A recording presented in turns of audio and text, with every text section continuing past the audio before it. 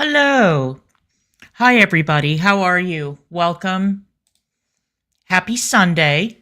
Hello, Tank Girl. Long time no see. Hello, SARS. How are you? Good to see you guys. I'm back with some more fatty slop. It seems like people enjoy these streams. So I figured that, hi Dove Kitty, so I figured I would cover part of that marathon stream that Becky and Destiny did. I did a little bit of it the other day and I got fed up and I rage quit, basically. But there were parts of this stream that I thought were worth mentioning. So I figured, fuck it, I will fire it up. I just wanted to fill you in since the community has been talking about Michael Vick. Hello, Cece. Hello, Tiffany. Good to see you. There was recently a massive dogfighting ring bust in Oklahoma involving, yet again, another former NFL player, a guy named LaShawn Johnson. The guy had a very mediocre, I think is the nice way of putting it, football career. This guy was already busted in 2004 for dog fighting. This time around, 190 pit bulls were rescued, or what the Fed said was pit bull type dogs.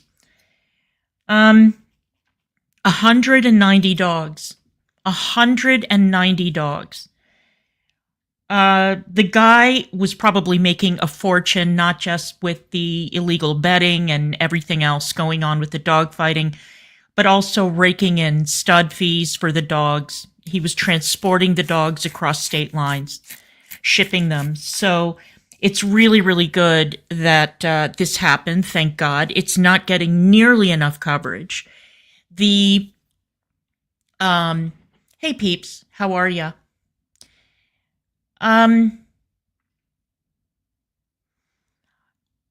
It should be getting a lot more coverage. The feds are saying that it is the largest federal dogfighting bust in history, which is great. I was watching a video because I was looking around for videos to play about this topic, and I saw an exceptionally bad one where one of the guys who was commenting on it was a white guy who had been involved in dogfighting at a younger age. And instead of addressing the issue, he engaged in all kinds of whataboutery. And one of the points that he made was, well, you know, basically saying, well, everybody's picking on dogfighting because so many of the people participating in it are black. Well, not really. I mean, there have been busts also in the South involving largely, white communities. There have been, I believe, Latino dog fighters arrested. It's not about race. It's about the brutality of the industry. And one of the things that he said was, well, nobody sees the same, issue raised when it comes to greyhound racing. Well, there's a reason for that. Greyhound racing is illegal in 44 states. There are only 2 greyhound racing tracks left in the entire country, and both of them are in West Virginia. So, hey, Bungie. Hi, Gata. How are ya? So, greyhound racing is not nearly as bad, let's say, as dogfighting, because, again, dogfighting brings in the illegal gambling money. There can be drugs, involved in dogfighting, and not to mention the utter brutality of blood sports. Just disgusting, absolutely disgusting. And I really don't think that now is the time to try and change the subject and turn this into a race issue. It's about rescuing and saving these dogs that are pitted against one another in the ring. Bait dogs are brought in, innocent pets, in many cases, pets that have been stolen from people or family pets to use to get the fighting dog's level of bloodthirstiness and viciousness up to a certain level. It is disgusting, and my firmly held belief is that anybody who enjoys watching this or participates in it is sick and sociopathic and needs to be locked up. Hey, Kimmers, how you doing? Good to see ya. I also think that I should mention the hilarious spectacle of the quartering. I don't know if you guys are familiar with the quartering. He's a right-wing grifter who has been around for a long time. His popularity on YouTube baffles me. I really do not understand it at all. At all. I think he's very boring, and I don't like his content. And this guy, in case you don't know who he is, don't worry about it. I don't blame you. But this is the guy who coined the term "go woke, go broke," or at least made it famous. So he's been spending years pointing fingers at companies, whether Disney, Bud Light, whatever, Planet Fitness, that have adopted woke policies and found that it affected the bottom line. Well, the quartering has a coffee company that he runs with well, here's the thing, Ant. Here's the thing. Apparently, he's run into problems with the manufacturer of his K-Cup boxes.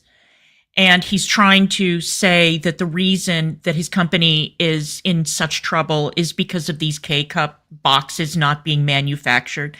But he used the entire video as a way to push these Mother's Day boxes, which is fine. I get it. But he put up this ridiculous clickbait title about how the woke left was destroying his coffee company. And then if you watch the video, you'll see that there was not a single mention of any vast left-wing conspiracy to come after his company. No, it's all because of mismanagement. And he revealed that the company is, that he and his wife are $300,000 in debt because of this coffee company. Here's the thing, though. Okay. And I'm sorry, you can't blame that all on the manufacturers of the boxes of K-cups. It's not all about that. It's just a failed company. So I was watching a live stream the other day on Ruined Leon's channel. I love Ruined Leon. I think he's great. And they pointed out something that I had known, which is that the Quartering's wife is a pilot, and I knew that they owned a plane. But what I did not know until I watched this stream was that several years ago, someone discovered that actually the Quartering and his wife owned 3 planes, not 1, but 3. And as of a few years ago, the planes were still officially registered to the Quartering's wife. Now, one might ask, why is it that you are going on stream? If you own 3 aircraft and they're in a hangar, why are you going on stream and demanding that your audience make up for the shortfall and buy your products or give you money or say absurdly that you are selling your Nintendo products in order to make up the shortfall? Actually, what this guy needs, he needs Gordon Ramsay because, or somebody like a Tabitha Coffee, you know, from Tabitha Takes Over. He needs somebody to come in and give him the following advice. It would be the shortest episode of a show in history. Number 1, sell the planes, take care of your $300,000 debt. Number 2, get out of the coffee business. You don't know what you're doing. That's pretty much it. But anyway, I think it's getting a lot of attention because of the whole go woke, go broke thing. And people are like, you know, physician, heal thyself, you know. Negz talked about it a couple of times, but I thought I would bring it up too because why not? It's a funny story and everybody is poking fun at him and teasing him and mocking him and stuff. So anyway, let's get on to this portion of the live stream, and it involves this content creator called The Ankle. Now, I do not watch these reaction channels, okay? However, what I do is, oh, great. Yeah, I am dying to see their take on it. I'm sure that they are brutal. And I saw that Nicholas Diorio did a stream. So I'm going to be watching that when I finish this stream today. Okay. So this guy is an individual called The Ankle. And the only reason I know who he is, and the only reason that I have anything whatsoever to say about him, which is the reason that I'm showing this clip today, is because The Ankle now has his own snark thread on Reddit. And it's interesting to watch the ebb and flow of communities.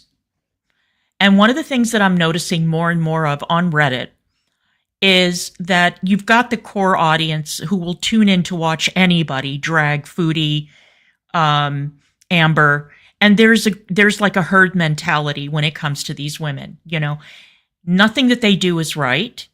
Everything needs to be criticized. The more, the better, and the more below the belt, the better. And if you can go IRL, maybe you'll get a cookie. And that you have to love Becky and Destiny, and you have to say that they are heroes and they are victims, and we need to give them money and all that kind of shit. But there is a growing sector of the community, and keep in mind, it's a community made up primarily of women who are getting sick and tired of The Ankle, Jordy, who else? Mr. Snowflake, and others, these other male creators who are absolutely disgusting and vile when it comes to talking about Amberlynn and Foodie. That there needs to be some sort of a limit, and that these men overstep their boundaries all the time. That they talk disgustingly about these women in broad sexual terms that are extremely offensive. And this guy in particular apparently was reviewing an old video of Destiny's and Amber's, where Destiny went to the hospital because of period pain. She went to the ER. And he was going on and on about how ridiculous and stupid it is for a woman to go to the ER because she had period pain. Can I just say that men need to fuck off with this shit? Men need to stop inserting their opinions about anything that has to do with the way that a woman's body works. We are sick and fucking tired of it. You have no understanding of female anatomy. You don't understand that period pain could be an indication of a far, far more serious problem. And that if the pain is severe enough and the bleeding is bad enough, it could indicate many things, everything from cancer to an ectopic pregnancy to any number of other things. Thank you. Stay out of women's business. Stay the fuck out of it.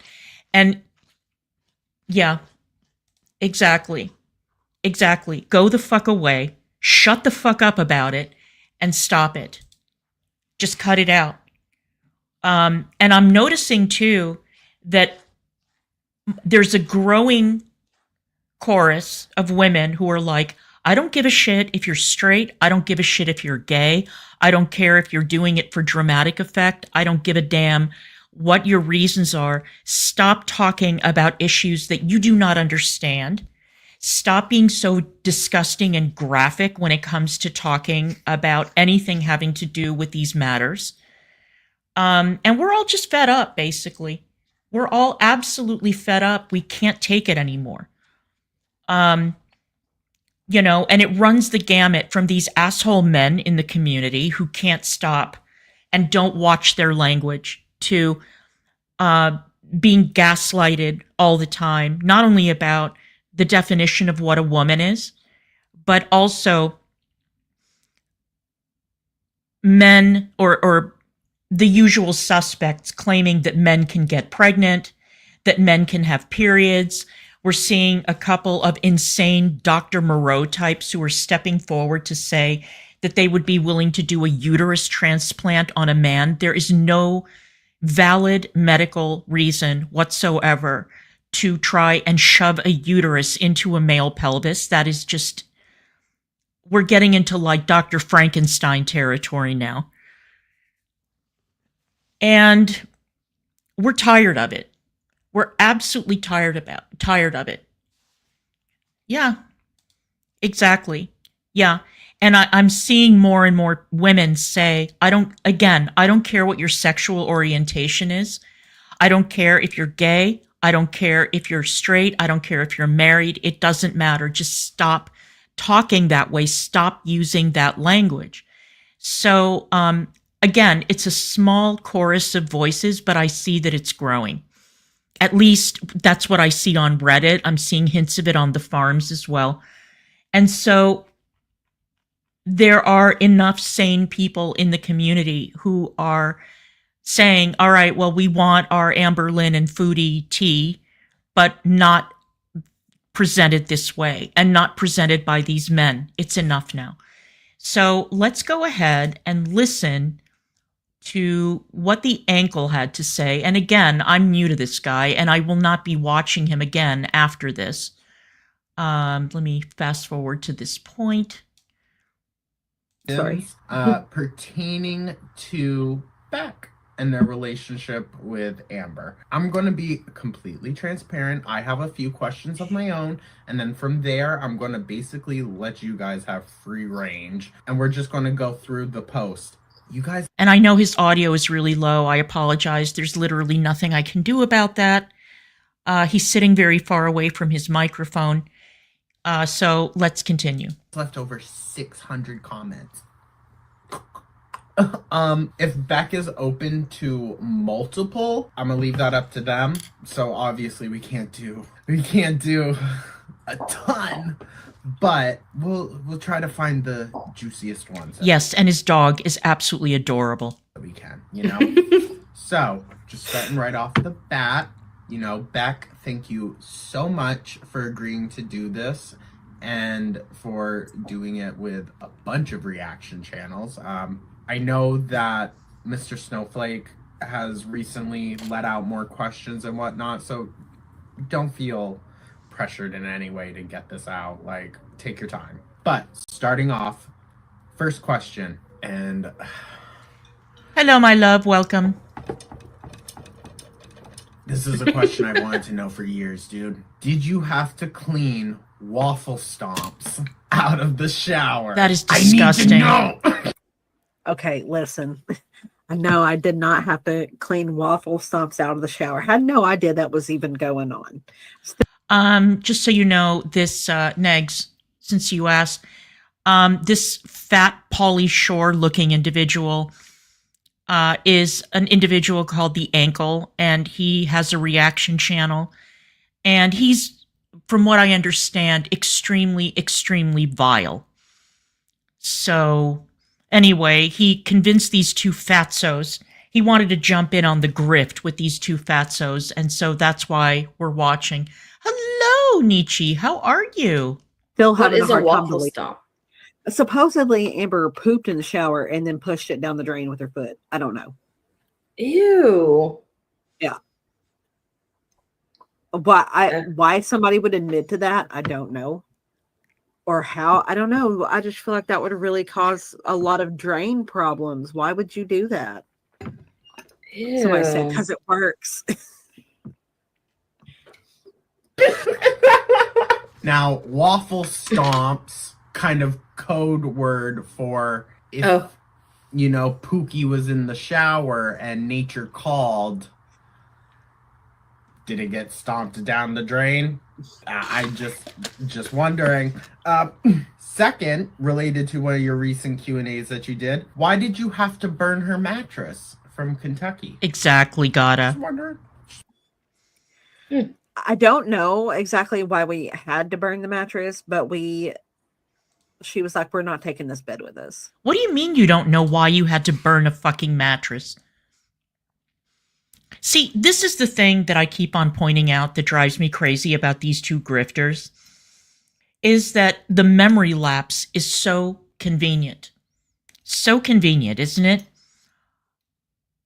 In order to burn a mattress, you have to get it off the bed frame, you have to drag it outside, you have to put it in an area where it won't set the house on fire, you have to light it up, and then burn the fucking thing, right?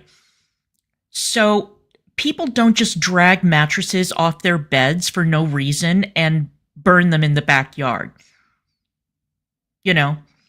Usually, oh yeah. Hang on a second.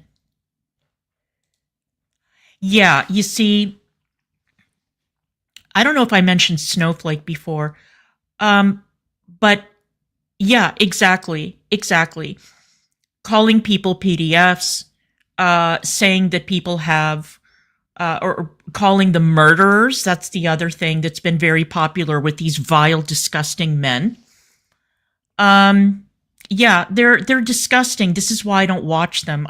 Like I said, I only keep up with them on Reddit because otherwise I would have no idea that this shit was going on. But they are just disgusting. Absolutely disgusting. Let's continue. So we were like, what are we going to do with it? And Ricky was like, I can set it on fire. I can burn it. So we let him take it outside. He set it on fire and about caught a tree on fire. And it was funny.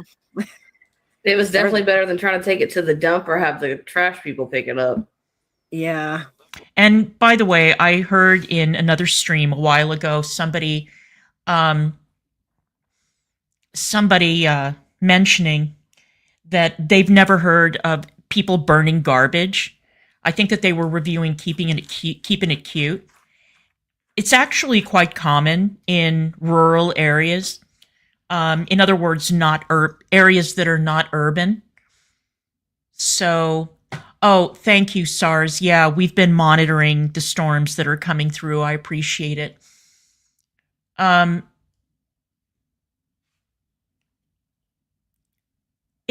point is, it's not uncommon to burn garbage on your property. It happens all the time. Very, very common here, around here in Indiana. Very common in Kentucky. Very common in places where you're not living cheek by jowl with your neighbors. Okay, so it's not unusual. It's not like some freak occurrence. It happens. Somebody said bed bugs. Wondering. Also, back law disclaimers. Don't feel like you have to answer all these. I'm not going to be upset or offended in any way. Like, just clip out the ones you don't want. Did Amber ever show concerning behavior around minors? Just here we go. Put it frankly, and then lastly, and I think you also spoke on this. I don't know if that question was finished or not, but like, I never saw any red flags.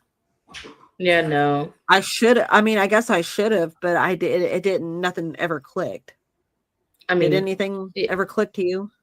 Not really. I mean, even with like the whole Libby situation, like I didn't see or like realize any of that type of thing. Like I didn't see it. Like, I know there were some times that she would be like, I feel mentally a teenager, and I'm just like, you definitely act like one too, but I never took her seriously about it.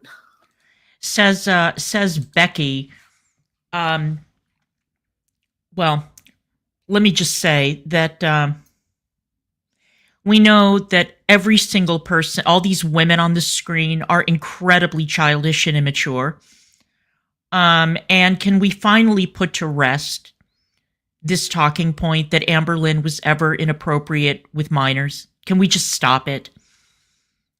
And again, this is a talking point that is spread largely by the male creators. Can we just put a plug in it? It's enough now. I mean, it's almost like she's stuck there. Yeah. No, you're okay. Like, I'm definitely not getting, like, there's no excuse. There's something wrong in that field, and it needs to be looked at. Recently as well, so apologies. Did Amber talk negatively about her mother/family to you? Okay, those are my questions. Those are just my few little ones that I wanted to toss in. So for this, let's see. Let's see, right? Okay. What a stupid question. Amber Lynn talked negatively about her parents all the time on stream. All the time. And on video. Constantly. For years. But okay, let's see what they have to say. I'm sure it's going to be mind-blowing. Of course, I did my post, all that, blah, blah, blah. I don't know how, like, I should filter this. Should we just kind of, like, ooh? Because there are so many, you guys. Oh, my gosh. Which, like, thank you. Okay, this is a good one. How did you feel when Amber would flirt with Destiny in front of you? Also, best wishes to Beck. Again, thank you so much for doing this. You know, a lot of the comments that I did see, some of them weren't even questions. Oh no. Oh, you started it over. But I did I saw people saying in the chat talking about Billie Eilish. Yeah, I did address that she was attracted to Billie Eilish. I did say that. I remember you saying that in like a video or something. Yeah. Who cares? Like, that was pretty much, like, other than that, I didn't see any other sign. Yeah. Hold on, I'm trying to figure out where I... Derp. Okay. Am I still muted? No. Mm-mm.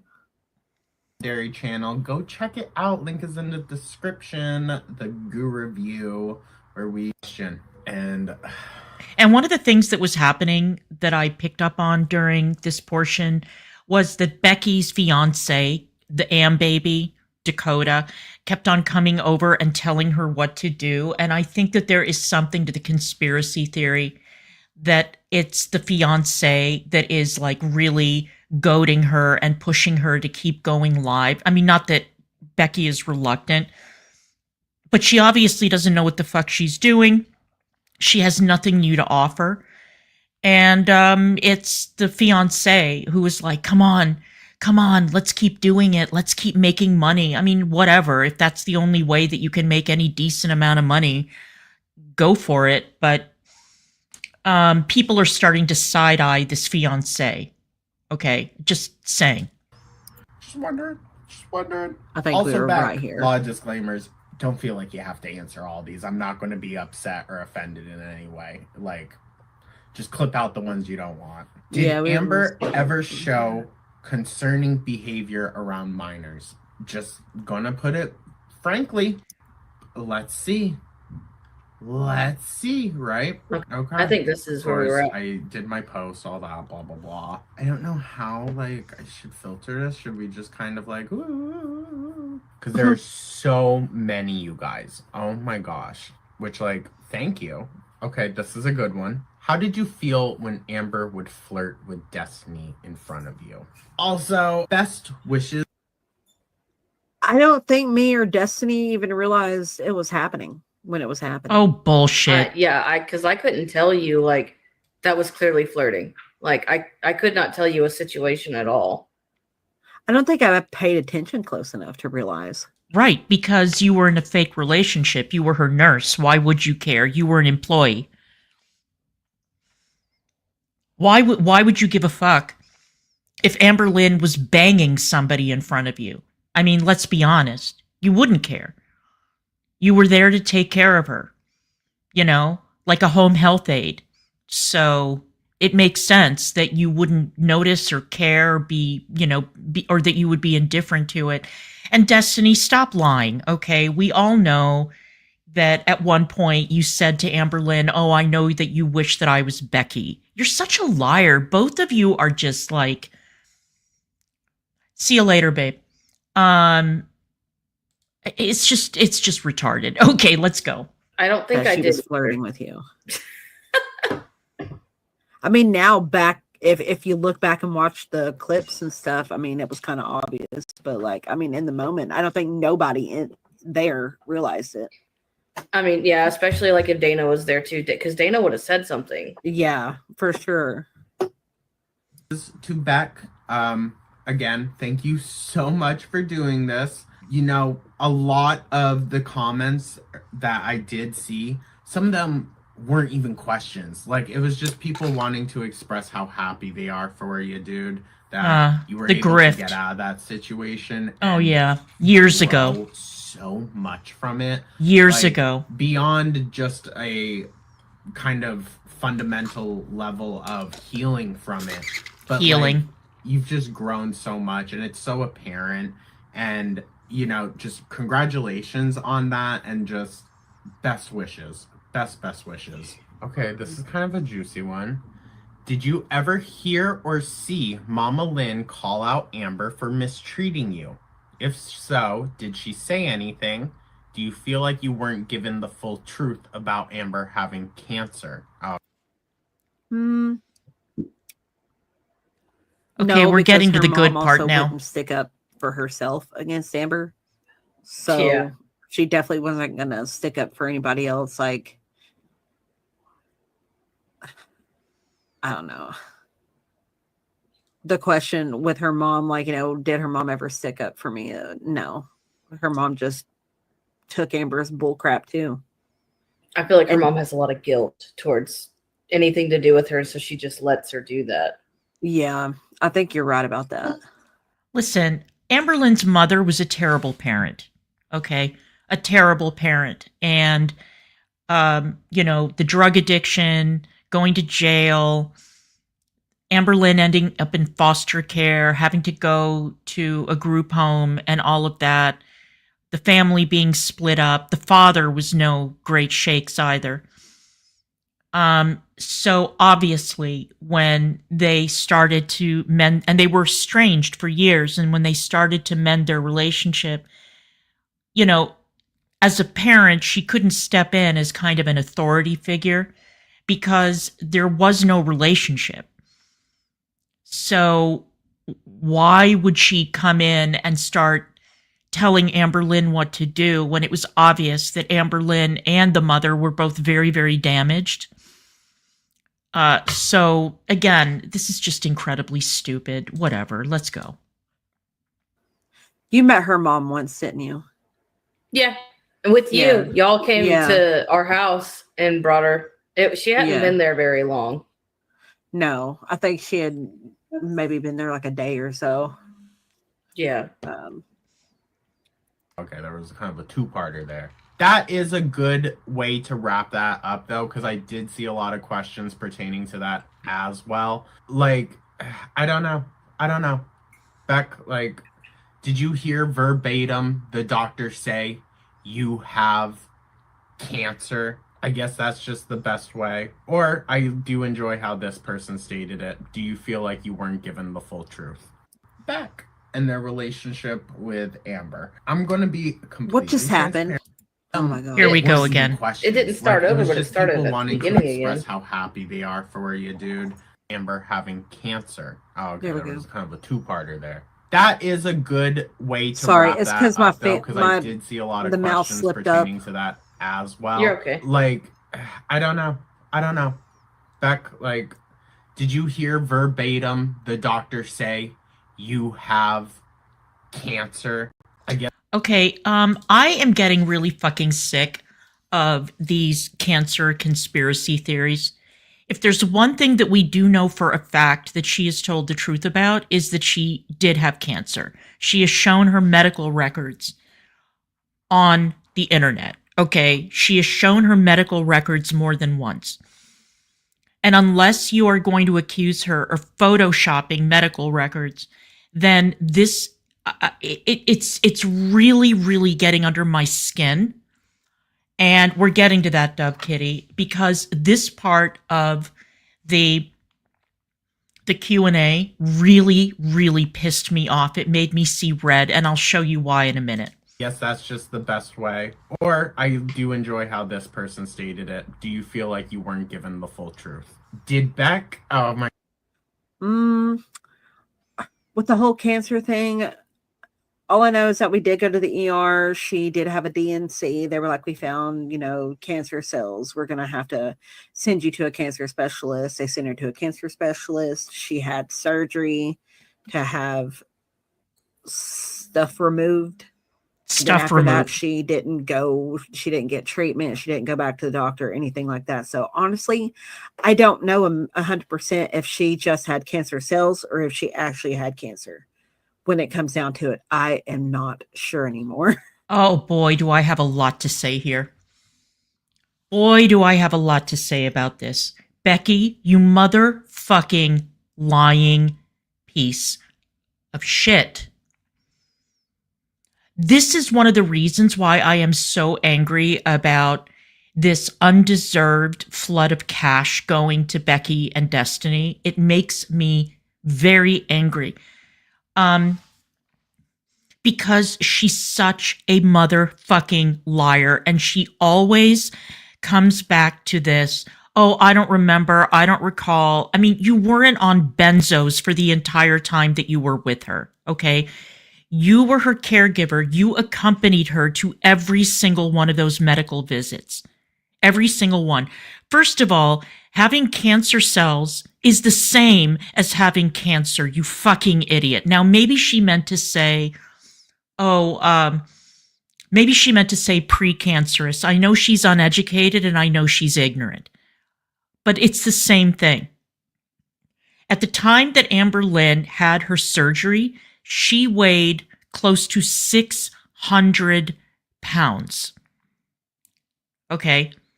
You do not perform a radical hysterectomy or any kind of major invasive surgery on someone who has that many health problems and is at that big of a risk of dying on the operating table unless there is a very, very good reason for it. And keep in mind, Amber Lynn was young too. Amber Lynn was not even 30 years old when she had the radical hysterectomy. She didn't have stuff removed, Becky. She had her uterus, her fallopian tubes, and her ovaries removed. And as far as post-surgical treatment, the cancer was caught at a very, very early stage. I think she mentioned it was 1B in the endometrial lining of the uterus.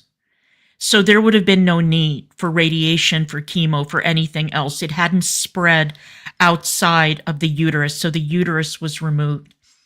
But to say, oh, I'm not sure, I don't know. And then she tried to, she posted a comment underneath this video saying, oh, I never meant to suggest that I didn't believe that Amber Lynn had cancer. You just said it, Becky. You weren't sure. I don't know what it was. Well, I do know what it was, okay? Anybody who has ever had a loved one or even an acquaintance go through cancer treatment, I mean, you're not going to ask super personal questions if it's just like a coworker or somebody that you meet in passing or whatever.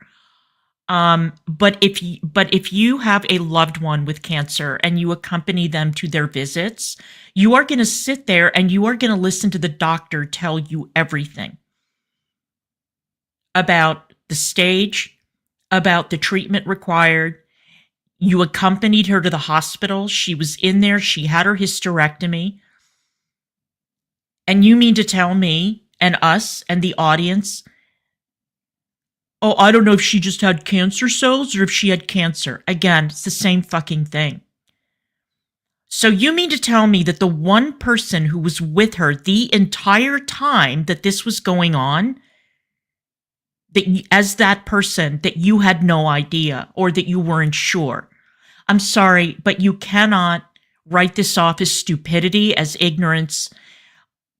I am convinced, or as convenient memory lapse, this is just out and out malice. And I don't give a shit what she posted in the comments section afterwards. This is malicious content that she is posting to make money on the platform. It is gross, absolutely disgusting. And that is why the both of you make my stomach turn, and why you are so undeserving of this flood of money coming into you from these idiot A-logs. It's infuriating. I don't give a shit what Amber Lynn did to you, Becky. That is no excuse to then turn around and suggest that maybe she was faking it. No. Again, for a doctor to make that extreme decision to put a nearly 600-pound woman under anesthesia and remove and do that invasive abdominal surgery, you're garbage, Becky. You're the worst. And that's what I got to say about that. I'm not sure anymore. I don't know.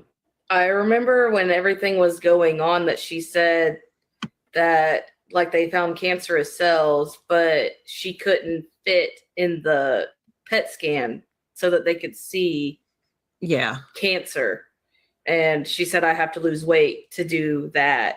And she obviously still hasn't done that. So. Right. Yeah. She was supposed to get the PET scan, couldn't get the PET scan because she couldn't fit. Yeah. I don't think there was ever a update from that. I don't think so. Do you mind my asking? See, this would be my follow-up question. This is what I would ask Becky. Becky, why is it that Destiny seems to have a better recollection of what happened during that period of time than you do when you accompanied her to every single visit? You drove her there. You sat there with the doctors. You sat there. You lived with her. You were responsible for her follow-up care. And you're sitting there feigning ignorance and being a giant dick.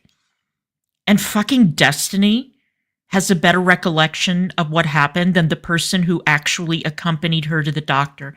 Absolute. I mean, just, I'm glad you said that, because when I heard this part, my jaw was on the floor. I couldn't believe it. And this should have gotten this bitch canceled from now into Kingdom Come. But for some reason, no, Saint Becky, we can't criticize her because abuse. Okay, let's continue. No, this is such a shady one, but did Beck have to wipe Pookie in public, bathroom stalls? Or did Pookie just hold it in and whine till they got home? Ew. Honestly, I don't know. I wasn't wiping her in public bathrooms, so I don't know if she was I don't know how you would. finding ways or if she was just holding it. And I do want to point out, whoever posted earlier, why are these people so fascinated with her bowel movements? Why are they so fascinated with how she smelled? Why are they so interested in all of that, the bleeding and everything? Honestly, I think that this audience that watches these channels, the audience is sick. Absolutely sick. Yes. Oh, and I'm glad that you brought this up, Canadian, because both Becky's mother and Destiny's mother died of cancer. So I wonder what Becky would say if you asked her, well, when your mom was dying of cancer, do you remember what the stages were? Did you go to the doctor with her? Did you accompany her? Did you know anything about it? Who knows what she would say? I don't know. Like, I mean, you guys know that cancer is a very, very sensitive subject with me. And so this feigned ignorance is infuriating. I don't know. I definitely She remember didn't like that. to use public bathrooms a lot. No, she didn't. I know during that time she also wouldn't go stay the night at other people's houses. Me too. and I'm stuff the same. because Grim. she didn't want them seeing me going into the bathroom with her. So she just stopped going places. Again, you know me, dog. I'm going to be shady. So, like, Beck, did you ever reconnect with Thanks, Hannah Queen. and Rafe once Amber Lynn was out of the picture? It always seemed to me like Amber Lynn's proclivity, sorry, I'm not wearing my glasses, for drama is what ended up driving the wedge between your friendship. No question, but I am very glad that they are healing. Aww. It definitely did cause problems in the friendship. It was off and on many different times. I'm the same, I'm Rachel. sure Destiny remembers, Oh God, there being was off and always on. drama between all of y'all like that. Yeah, it's because Amber and Rafe Agreed, would Rosie. just clash a lot, and it's because Amber was the way Amber was. But we did reconnect. I'm not going to really talk about them because they're not public figures. They don't want to be brought up on YouTube and stuff. So, but Well, they're public enough that it appears that Rafe now thinks that she's a man. I think she's been on testosterone for a while. I don't know about Hannah. I don't know if they both decided to transition at the same time or if only Rafe did. But, I mean, it's not like this has been a huge secret. She's been very public about it, I think, on Instagram. But who cares about them? They're, way, way, way in the rearview mirror. yeah, there was some wedges drove between us with Amber being in the picture. And also, I do want to clarify, I'm not saying that Amber did not have cancer. I am just saying personally, I'm not sure if it was cancer cells or actual cancer. It's the same thing. Cancer cells. Having cancer cells means that you have cancer, stupid. Grr. I can't 100% say either Yeah, way. I don't know like the big difference between those either. Like I just don't know. Yeah. Again, both of their mothers died of cancer. And you mean to tell me you don't know the difference between having cancer cells and having cancer? The two of you are an absolute motherfucking disgrace. Both of you. Both of you. So glad Beck is out of this toxic relationship. I cannot believe how evil Amber is for all what a Beck did for her, and she didn't give her a dime for moving out. Love So, to you, Canadian. just hope you know there's a lot of support on our end over here for you. Question: what do her all-out tantrums look like? Screaming, crying quietly, saying nasty stuff? Thanks, and hope you're well. Oh! All of the above. All of the above, and being manipulative and guilt tripping. Yes. Yeah. Correct. Yeah. How often would she try to do that to you? Guilt trip you? Like you would say no when she would just be like treating you like crap until you give in. Anytime I said no to her, and I said no to her a lot. And literally when she Hey, would do that, SARS. I would try to leave, or I just like would really try to ignore her, or I would literally just leave because I don't like to put up with that. So Yeah, she made it hard to ignore her, so you would have to leave. yes, and then once I left, it was turning into phone calls and text messages. Mm-hmm. Oh, really? Did you all catch that? That when Amber Lynn would have a strop, that they would leave? So you could leave. So you weren't chained to a lamppost. You weren't, tied up in the basement. So you were both capable of getting in your cars, which you could drive, and you could both leave.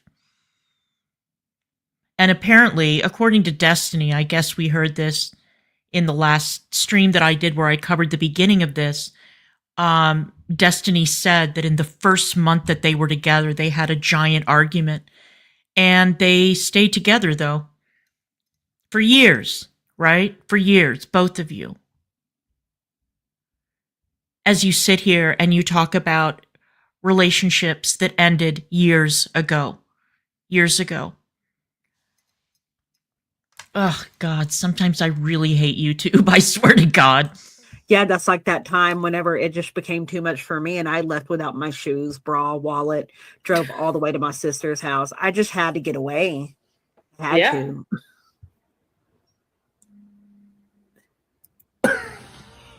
Now, I don't expect you to know this one, but I'm going to ask it. Did Amber actually graduate high school? Oh, my God. I think that's a maybe. But then again, I don't think Amber is even honest with her relationship. So what happened with Eric and Ricky? They didn't seem to like Amber when you guys were together. So why did they continue speaking to her? But did I miss a question? He just asked if she actually Correct, Queen. Graduated from high school. I think she did, but it wasn't a regular high school. It was like an alternative school. I don't know. I don't know if she graduated from an alternative school, if she got her GED, but she did something because she was able to take college classes. She told me she kept getting in trouble at like the normal high schools that she went to, and then they made her go to that alternative school. Okay, I have a question for the group. Question for the group.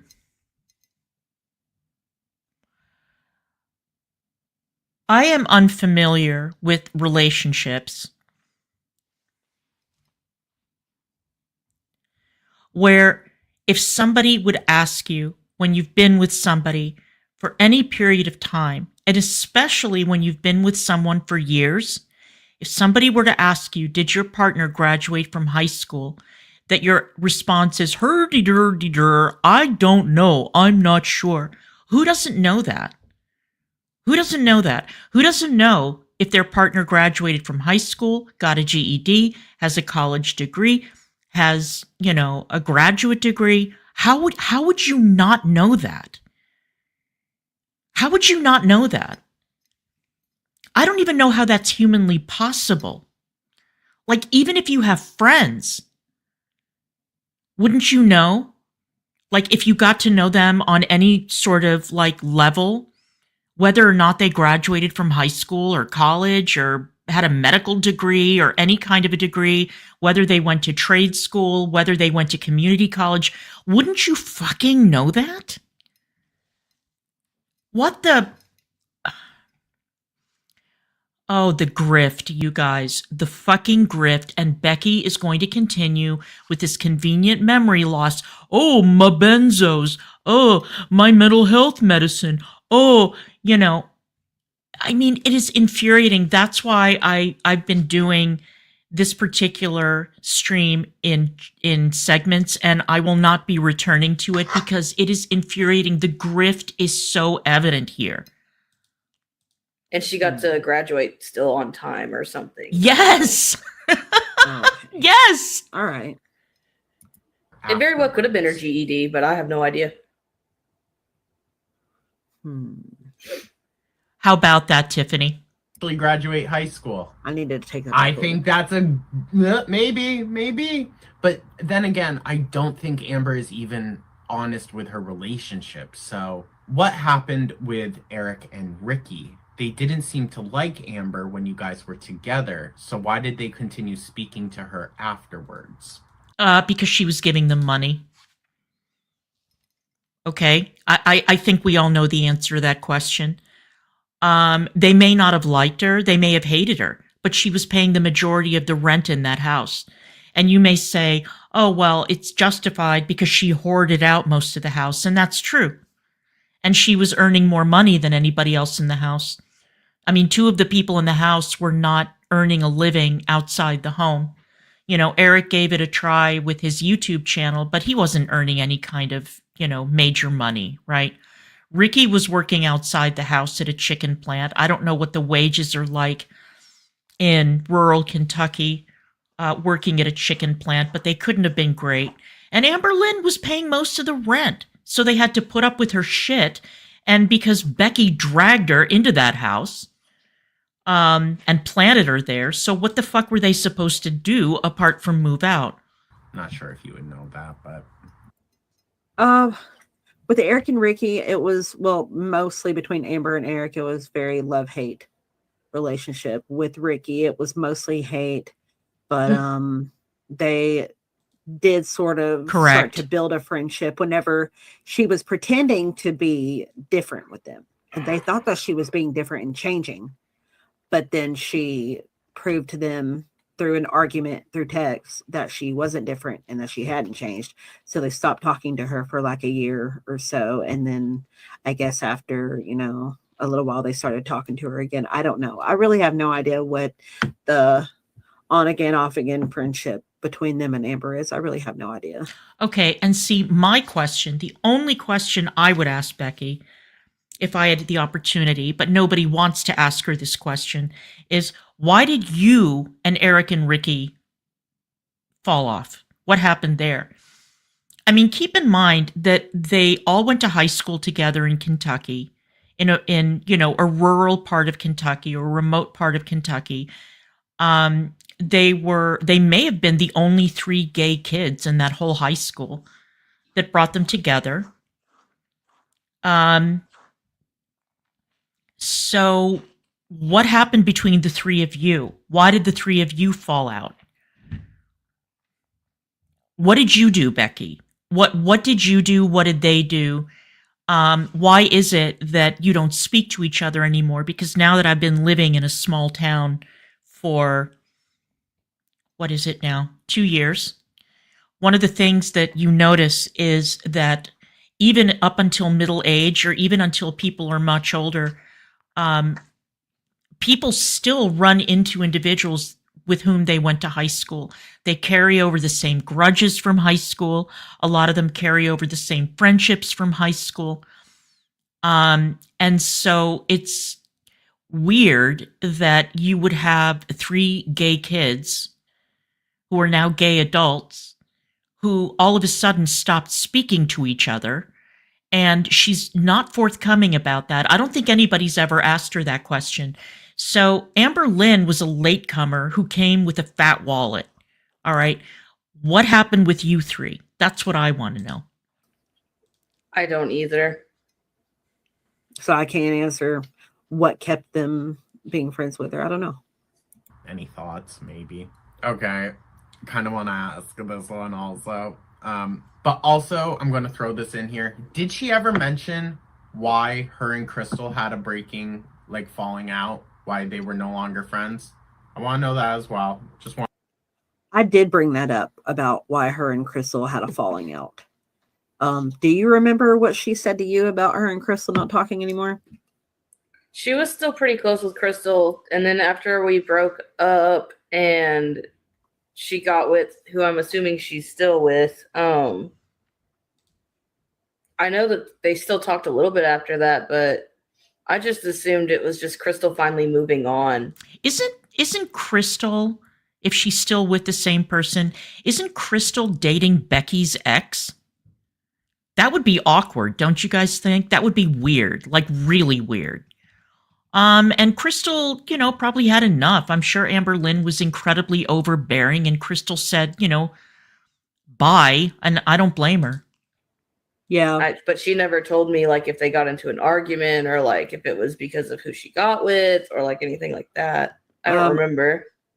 I remember that after Crystal started dating my ex.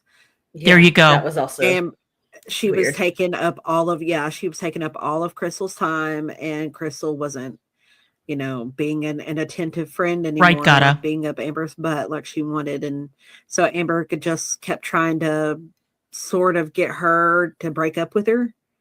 And I guess Crystal had enough and was like, she should cut her off. That's crazy. I did not know that. Yeah. But right, small world, it'd be great if Crystal's not going to come out and say anything, but no, Crystal's nice not that kind of person. Her full side. No, it wouldn't be great if Crystal came out and joined your little retarded Justice League. No, leave her alone. It's obvious. She's made it abundantly clear over the past several years that she wants nothing to do with this. Leave her the fuck out of it. Let her live her life. There's no reason for Crystal to come out and talk. She was always very shy. She never wanted to be in the videos in the first place. So just don't contact her. Just leave her the fuck alone. Yeah. Wondering, what's the most repulsive thing she has made you do? Oh, Again, God. Feel free to plead the fifth, but I feel like I don't know how many times we answered that in these super chats. Yeah. You guys know all the repulsive things that's had to happen. Okay. One about the staycation. We got to make sure to get one of those in there. During the staycation in Lexington, when you went for Pride, I believe, how did you feel having to go on vacation and stay in a hotel room for days so Amber could use it as an excuse to eat whatever she wanted and do nothing? When you got back home, did you have to deal with the aftermath of Amber's binging on vacation? Also, proud of your progress, Beck, and wishing you all the best. Honestly, with the whole staycation thing, it was, I was disappointed. We didn't get to go to Pride. It was, I kind of expected something like that would probably happen anyway. Like in the end, we wouldn't end up doing what I wanted to do. But oh, come on, Becky. Come on, Becky. You act like we're all brand new here. Did you lie when you say that you couldn't manage to go out for Pride because it was the anniversary of your nephew's death? Don't you remember that? That you were in a bad headspace and you didn't really want to do anything? Did you lie about that? Did you use that kid's death as an excuse? Or was it true? In which case, it wasn't just that you were disappointed that you couldn't do things that you wanted to do. Come on now. Stop it. At least Eric and Ricky got to go. Let's go. But, she just said it was hot. She'd rather stay in the cool hotel room and hang out and, I didn't realize y'all didn't get to do anything. Yeah, no. She made it seem like y'all had the best time at Pride. No, I think this is the time that we all went up and got our own hotel rooms. Eric and Ricky went up too, and they stayed as well. And we just hung out. We went shopping one of the days. We went out to eat. Played mini golf. They went to Pride and we didn't, That's so lame. Yeah.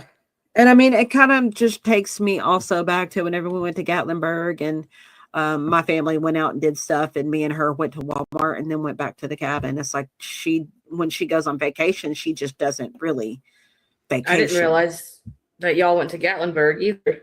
Yeah, we did that the year my mom passed. Well, that's lame that y'all didn't do anything. What the heck? Yeah, we had planned to all go for Mom's birthday. We had planned that earlier in the year anyway. Yeah. But then, I don't know. We didn't do anything. Okay, can I just point out, and I've pointed this out before, Gatlinburg is a very strange choice to go on vacation when you are traveling with somebody who is as overweight as Amberlynn Reed. I mean, it's not like the streets of Gatlinburg and Pigeon Forge are filled with, you know, fitness influencers. There are a lot of fatties waddling around Gatlinburg, no question. But Gatlinburg requires a lot of walking, you know, in order to do anything, go to the arcades, go shopping, go to the restaurants. So, and there's no parking. There is no parking in Gatlinburg. So, wherever it is that you do park, you're going to have to do a lot of walking to get from point A to point B. Why would you go on vacation to a place that would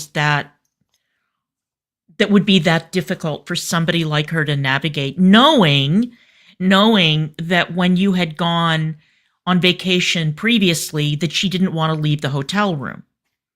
So, I mean, I don't know what it is that you expected would happen. But it's a weird choice. That's all I can say. But anyway. Did anyone around you ever try to step in and say anything about the way Amber was treating you? I know you said that later on, like later on towards the end, you were spending a lot more time with your family, but was there like a point before then? Exactly, like, SARS. You know, more in the midst of the relationship when that happened? Or if you feel comfortable answering that? Okay. I think this has also kind of already been stated, but might as well bring it back up again. Did Amber force the engagement? I would like to hear Beck's side of the engagement story as well. And I've seen a lot of comments about that as well. So, if you wouldn't mind giving the engagement story. Oh. Now, you know, Tank Girl, you know my feelings about Kentucky. I love Kentucky. I love Kentucky. When I went there in 2020, I initially went because Amberlynn bitched about it all the time, and I was intrigued by it, and I'm a big, and I love horses, and I knew that there were some beautiful horse farms in and around Lexington, and I wanted to look at these horses, right? I didn't go during foaling season, which was unfortunate, and I hope to go back for a tour because now I can drive to Lexington pretty easily. But I fell in love with Kentucky. Now, when I was in Lexington, the businesses hadn't reopened, so there really wasn't that much to do except for go on these horse tours. I went to Keeneland. I loved it. The farms were incredible. But it was when I went to Louisville that was it. I mean, that cemented my fate with Kentucky forever. Louisville is an incredible city, an absolutely incredible city. If you love to eat, there are a lot of restaurants in Louisville that have gone farm to table, and they've done really creative rethinking of Southern cuisine in a way that's amazing. The city itself is fantastic. It is a wonderful, wonderful city. And again, if you love horses, Kentucky is the place to be. And if you drive out to where I went, which was Butcher Holler, to see Loretta Lynn's birthplace, the scenery is incredible. It is a beautiful, amazing state. The people are friendly. The bartenders can do anything with bourbon that you can possibly imagine. And I loved it. As a matter of fact, that was one of the places that I was eyeing to move to once I stopped working because I love Kentucky. It's a great state. Did anyone have to get in the I feel like I've talked about the engagement. Ooh, Detective Cochise, have you ever eaten at the Keeneland? Have you ever eaten at the Track Kitchen? The tour guide that took us on the tour of the farms and Keeneland, the way he put it was, they serve up a Southern breakfast that is like fall down, slap your mama good. And I thought, well, I mean, that I have to take him up on. And so the next day I went to the Keeneland kitchen and I have never had such a good breakfast. That's the other thing about Kentucky that is amazing. The bacon. I don't know what they do to the pigs in Kentucky, but the bacon and all the pork products are amazing. For $8, I got a Southern breakfast that was to die for. It was amazing. So if you're ever in Lexington and you want a great fall down, slap your mama Southern breakfast, definitely check out the Keeneland, the Track Kitchen. It's incredible. Sorry. Yeah, I did feel pressured into it. She bought the rings. It was ridiculous. It was ridiculous story. Ridiculous how Did it she happened. pick them out and then she bought did. them? Oh yeah. For sure. Wow. Yeah, she knew exactly what ring she wanted. She bought 3 different ones too. Wow. That is crazy. Oh yeah, I know, right? Everyone makes fun of the promise ring I got her, but I felt very pressured to do so as well. That's why it ended up just being a promise ring. Exactly, Like, she Doris. definitely wanted the other kind, but no. Of course she did. It was literally just to get her to hush about it. Me too. I was like, if I just propose to her and get it out of the way, she'll stop bugging me about it. She'll leave me alone. She won't bring it up. There's no promise. There's no set date. So, I mean, we could have stayed engaged for however long, and it's not like we were actually married or anything. So it was just to get her to hush about it. How romantic. Wow, somebody should write a Hallmark card for that. Of course you didn't want to propose. Of course you didn't want to be married. You were not in a relationship. We all know this. But the one thing that did crack me up about that whole engagement story arc was that there was an attempt made to convince the audience that those rings were authentic. Come on now. 2 of the fakest fucking rings ever. I mean, we knew that those rings weren't real. Are you fucking kidding? Like I said, it was a bad story arc. It was poorly scripted. Pretty much. Yeah. You can be engaged for a long time without getting married. Yes, Tiffany. Yeah. So I didn't realize that she had pressured you into pretty much the same thing. It's not like she was like telling me to buy her a ring or anything. Is she just like talked about getting married a lot? Yeah. I was trying to click the wrong button. Didn't Destiny basically get engaged to every girlfriend she had except for Amber Lynn Reed? And by the way, I don't know if you guys have seen Destiny's wife. I don't know what her name is. But let's just say that Destiny has a type.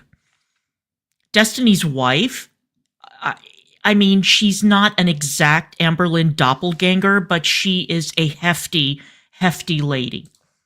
What happened? I mean, if you don't feel comfortable saying what happened, I get that.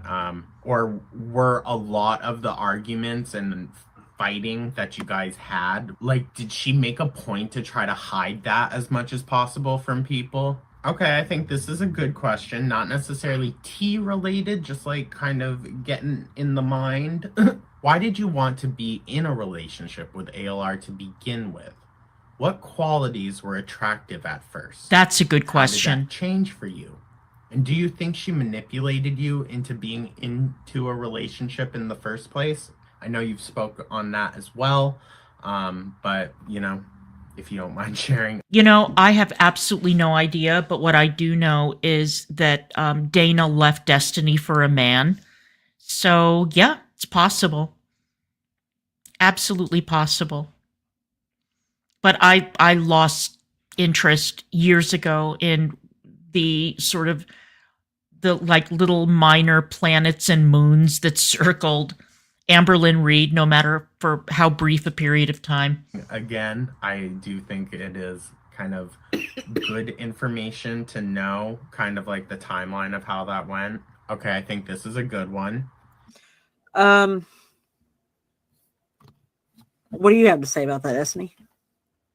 I mean, before we met in person and when we started talking, like, she definitely knows what she's doing, manipulative and like, just like, I don't know, like love bomb. Like she like constantly like wants to like, like compliment you. Like she bought me stuff like right off the bat when she lived there. Like we hadn't been talking for too awful long, and she just ordered me some stuff on Amazon and sent it to me and was like, like this stuff just made me think of you. And I was just like, okay, yeah, like cool. And just like I said, like love bombing. Like she was just constantly like wants to be on the phone, wants to just be like talking you up, like all that kind of stuff. Like she makes herself out to be like she is just this great person and wants to treat you so well. And then after I met her in person, that's when things like you could definitely tell were very different.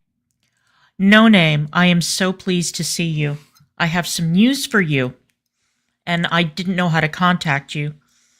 But apparently someone in Canada was reviewing my stream from yesterday and saw that you were very, very generous donating memberships. And this individual was like, because the pocket watching in this community is ridiculous. It's totally out of hand.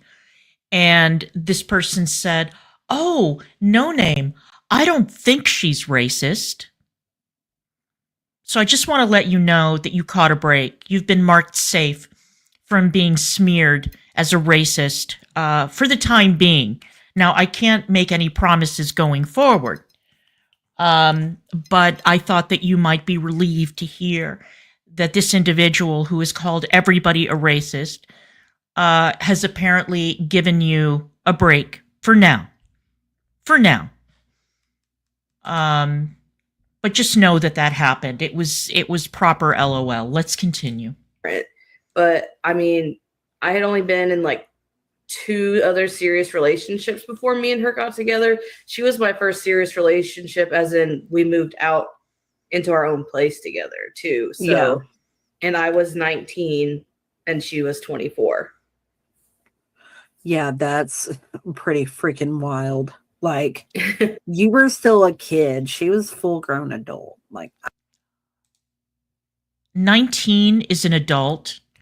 24 is a young adult, very young. It was a 5-year age difference. 5 years. I hate it when the conversation goes in this direction. I hate it, but let's continue. I mean, I know 19 is legal, but it's still a child. Yeah. I don't know. It's definitely strange. But with me, I mean, she was just somebody who would talk and was funny. And I don't know, just seemed to kind of care, wanted to hear what you had to say and how your day was and stuff like that. I don't know. She seemed like a really good friend. And that's what drew me to her in the initial beginning was, she was funny. Bullshit. You wrote her because you were concerned that all of her haters were going to drive her to end it all. That is what drew you to Amberlynn in the beginning.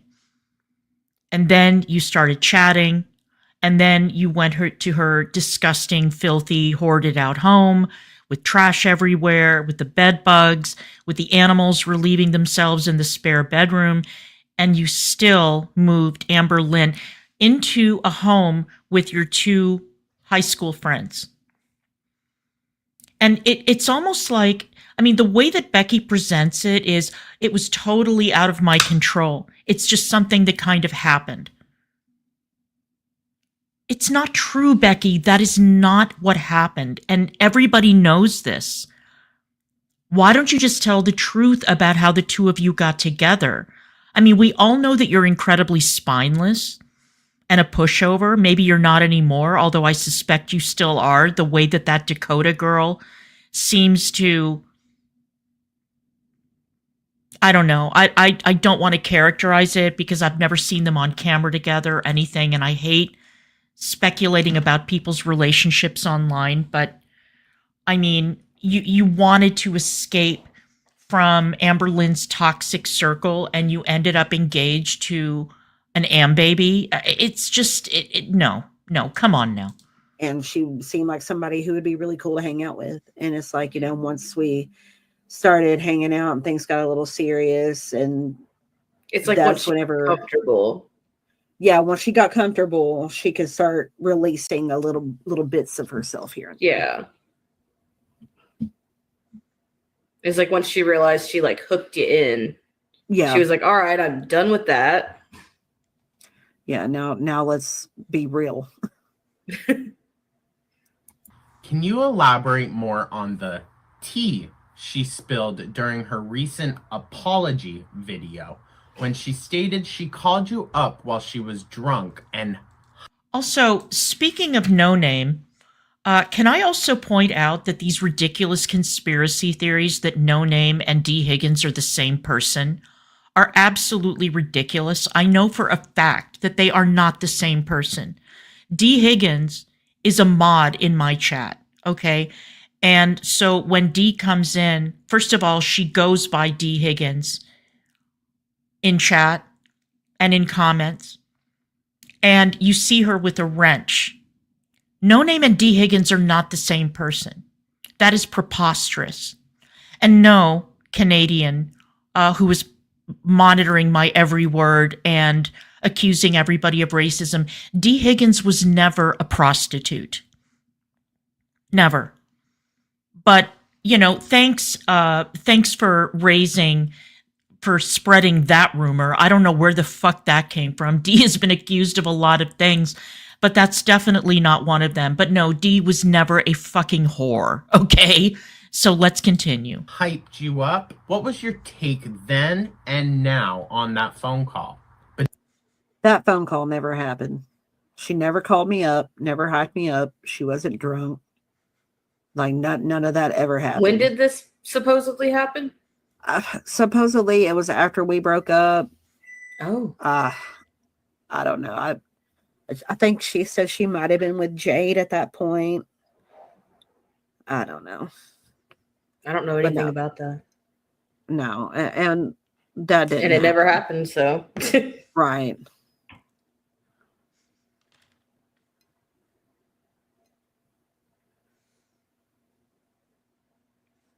She did end up saying that it was a text and supposedly read it on her live, but I think it was just something that she had typed out on her own.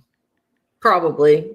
I mean, I think you would know if that happened. Exactly. I would know if she had apologized to me and tried to hype me up, but that did not. Didn't even happen the way she said. So, did that phone call really happen? Did that interaction really happen where she apparently hyped you up and this and that? I mean, is that how you felt during it, or did you just see it as her, you know, being a mess? I've been so happy for Beck to have their time to thrive in an online space with so many supporters. My question would be, from being thrown into the YouTube limelight years ago, how does it feel to have succeeded in a platform that Amberlynn Feed was supposed to? Do you Trust me, you and me both. I feel the same way. I don't like it either. It's vile. There are a lot of lies being told. There's a lot of hypocrisy. There's a lot of bullshit. So I agree. And, you know, your only sin, No Name, is being a very welcome presence in chat, being friendly and kind.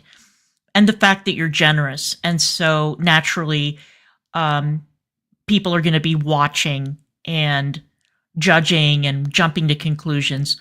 For the last fucking time, No Name and D. Higgins are not the same person. All right? Can we drop it? Let's continue. You see it as poetic justice or a testament to her failure in being able to evolve as a creator? Much.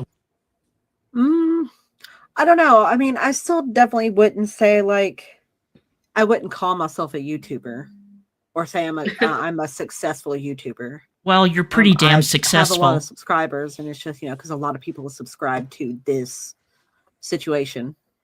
Yeah. But I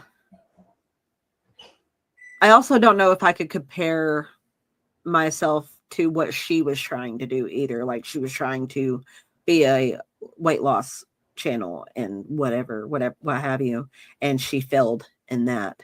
Yes. So I definitely wouldn't say that I've succeeded where she's failed.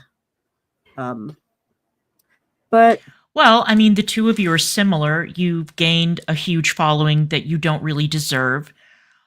Your content is extremely lazy. The two of you lie. And I'm wondering how much longer Becky can ride this victim wave. Probably indefinitely at this point, considering the size of the community, of the Amberlynn A-Log community. She'll keep going and going and going. Maybe she'll stick her foot in it at some point, but enjoy it while it lasts, girl, because every penny that you've earned on the platform has been completely undeserved. So enjoy it while it lasts, because, the end comes for all of us eventually. Yeah, maybe it is a little bit of poetic justice, sort of. Love to Beck and Ankle. Oh, thank you. I mean, I'll let Beck answer for the rest of that. Of course, I'm just kind of randomly picking. If Beck says in their response video, if they do one, that they're down for more, then I will return back to this post and we can do more. But of course, up to Beck. How did Amber behave towards you after her cancer diagnosis? We know she blamed you for not going to the doctor, but did she outwardly blame you to your face, bring it up in arguments against you, etc.? No, she never once blamed me for her having cancer when it was happening. None of that happened until after we had broke up and things started going bad. She just wanted to blame me for something. So, I mean, no, she didn't treat me bad, didn't treat me any certain way after she got, her, whatever was going on. She didn't treat me any certain way. Okay, well, there we have it. Can we lay that to rest, please? So, yeah, I don't know. That's weird. Yeah, the whole. And how do you how do you blame a person for giving you cancer? Like, I mean, even when me and her were together, and she didn't bleed like how everything went down, but she still did, like, it was very irregular and it was a lot when it did happen. And I even tried to get her to go to the gynecologist when I started going.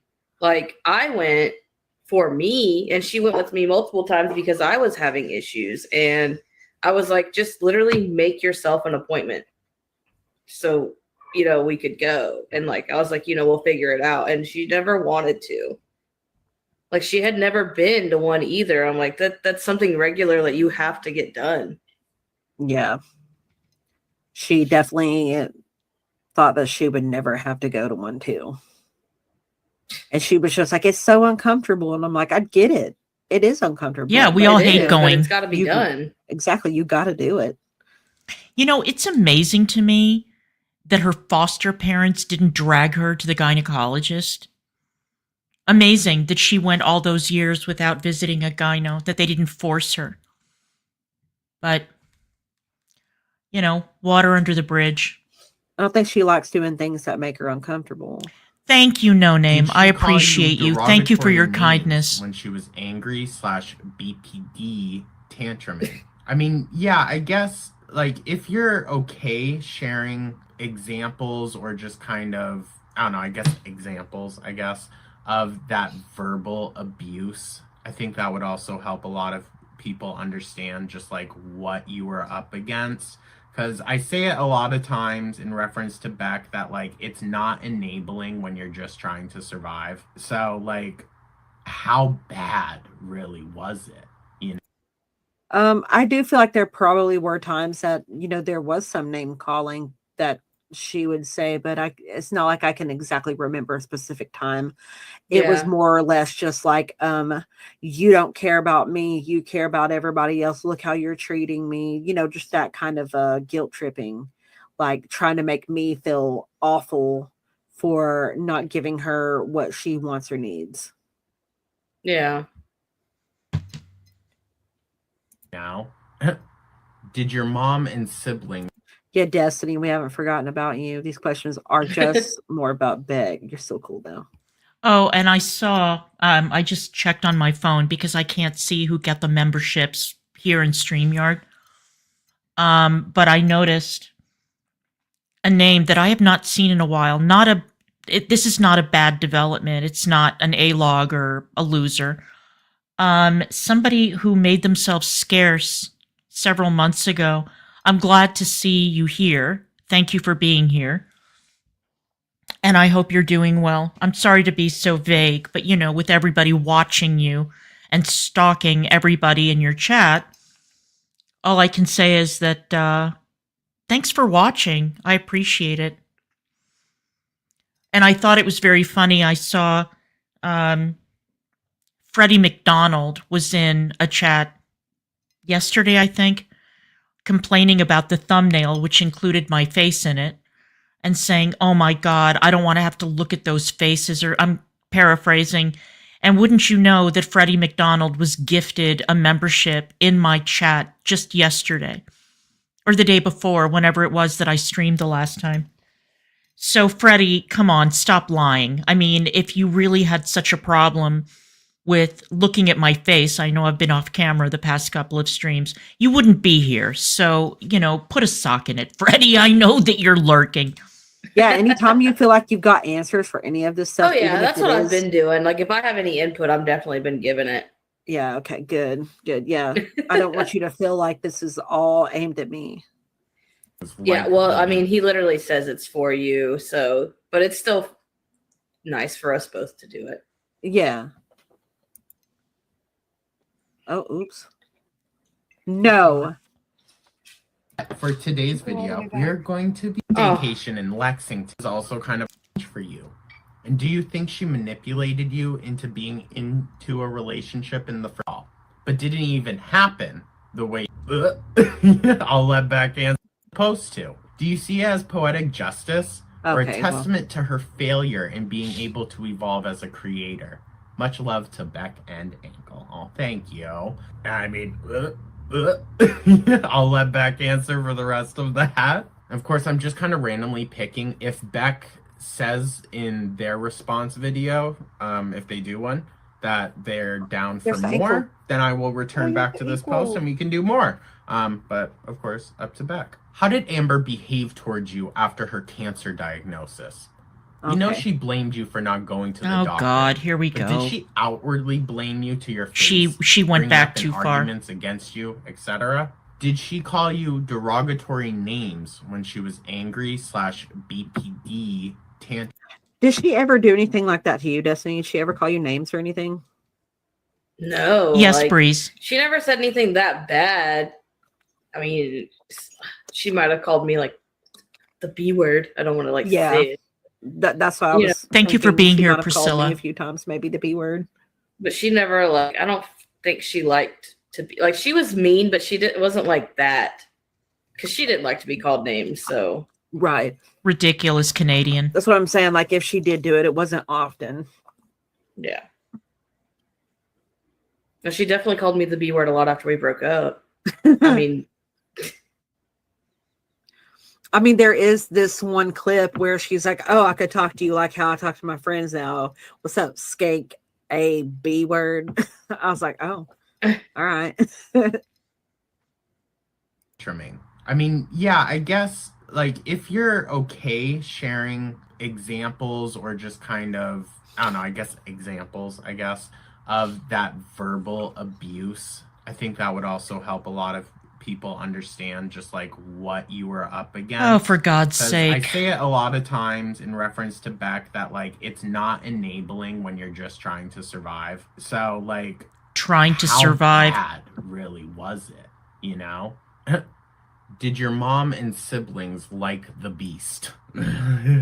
And I think we will leave it on this one for now. If Beck agrees they would like to do more, then okay, I am 1,000% down for it. But I also kind of want to leave it on a bit of a lighter note, not all just about spilling, you know, tea and whatnot. Was there anything you liked about your time with Amber? This is not to say that she was not abusive. I am just curious. And I did see some different renditions of that type of question of like, we know, you know, like we believe you, dog, when you say something was bad, you know? What was good? I mean, I know you were abused in a bunch of different ways. Can I just point out that this guy,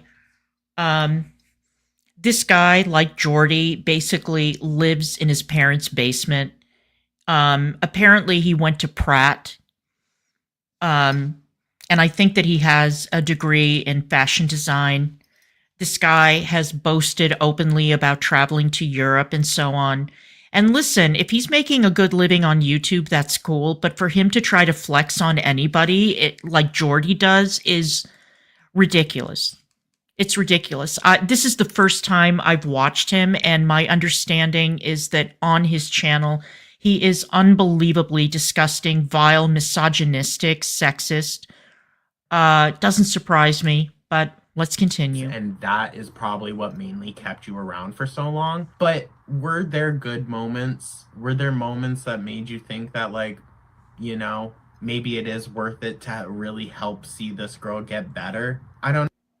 I mean, there were moments where I felt like she could get better, that we could, you know, that we had a good friendship, that things could be better if she would put in the effort and the time. And I'm like, you know, if she can put in the effort and the time, and then I can put in effort to take care of myself, you know, and we could be good together. But, you know, that didn't end up happening. What about you, Destiny?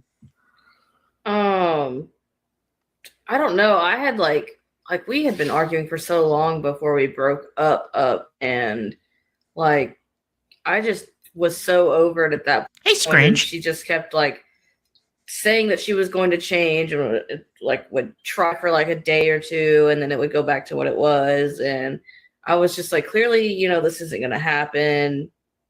You know, Yeah. just over it. Yeah, that is the trap that Jade fell into as well, where I guess that her thought was, I mean, in Jade's case, we can definitely make the argument that it wasn't about money, because Jade had a job. Jade had a degree. Jade, I think, it appears that Jade really, truly believed that she could change her. And I'm sure that Amberlynn served up a whole serving dish full of bullshit and said, oh yeah, well, I want to travel and I want to go here and I want to go there and I want to get fit so that I can live life and all that. It's never happened up until now. I mean, actually, when she was with Tommy, that was the time when she actually went places. I mean, she went to that Billie Eilish concert, which is nothing short of a miracle. Squeezed herself into a car. They drove to Chicago. They went to the show in a large venue. And so she actually got out. She was going to clubs or bars or whatever. And it's probably the most active I've ever seen her, which was very, very different. But no, she's never going to change. Why should she? She can't. I'm firmly convinced that after all these years, she cannot change. I think that she's made peace with who she is.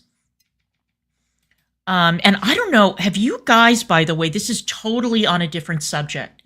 Totally on a different subject. But I decided to click over to take a look at what Nikocado Avocado is looking like now. He just got skin removal surgery, and he showed his scars, which are really I mean, it's almost like somebody unzipped him and zipped him back up again. He had a lot of skin removal. And even his demeanor is different. He's dropped that annoying, screaming, crying, bullshit persona. And he's back to what he used to be.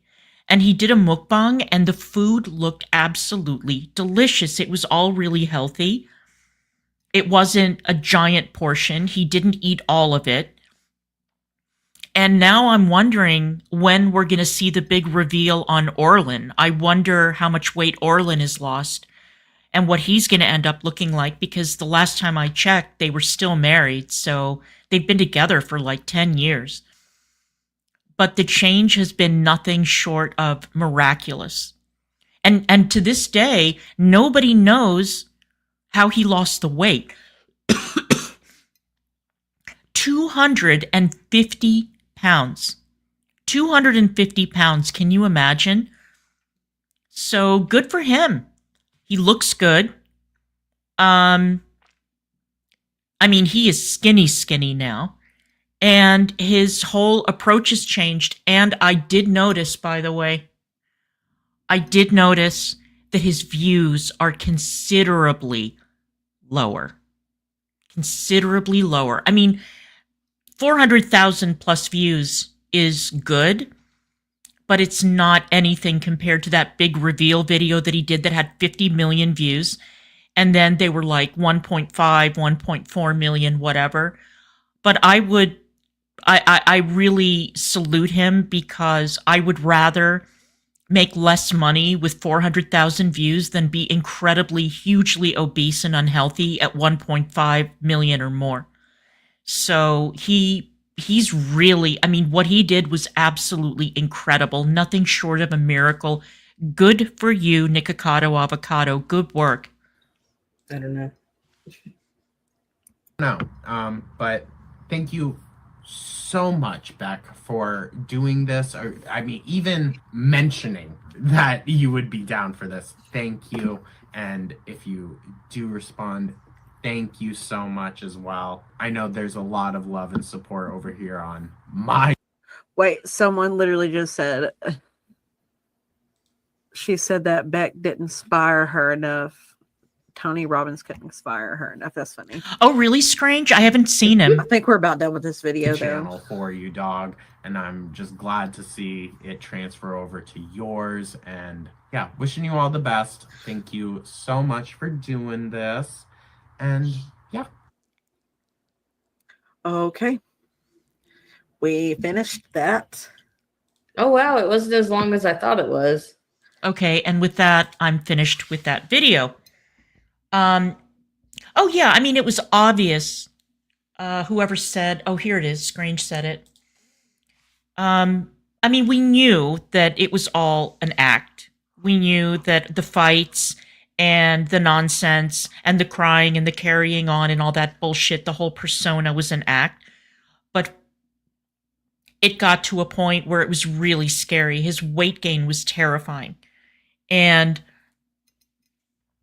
the fact that he had the discipline and the inner strength to drop that enormous amount of weight, not develop a transfer addiction that we can see, and keep it going is absolutely, absolutely amazing. So good for him. And exactly this too. Yeah, he didn't spend it on crock charms and miniatures and journals and other horse shit that he actually, and he didn't, invest it all in fucking crypto.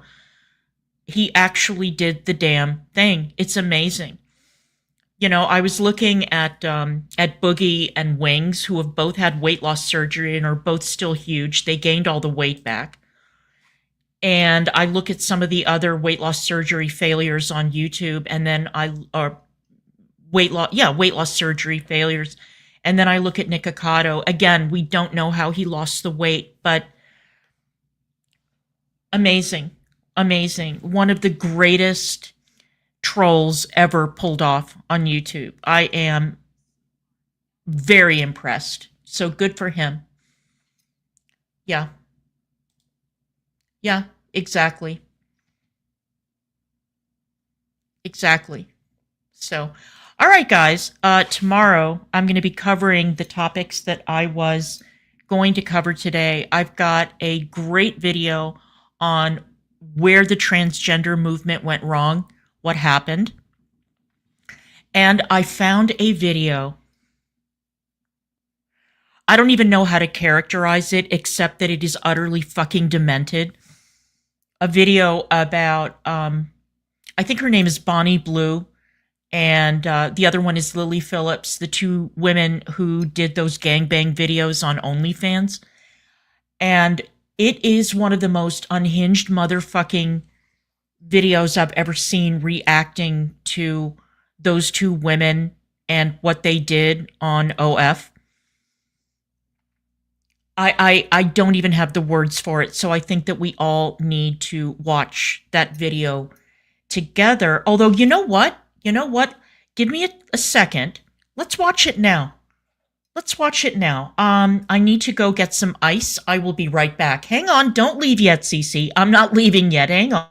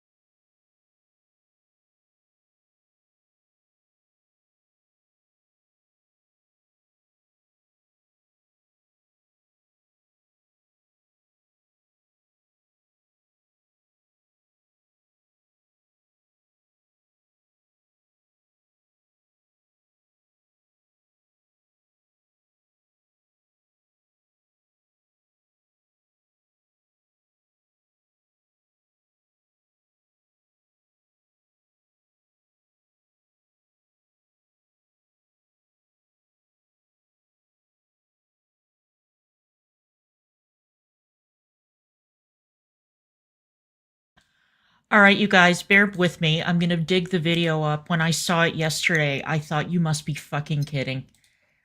I was absolutely gobsmacked. And yes, it's a video by a British individual. And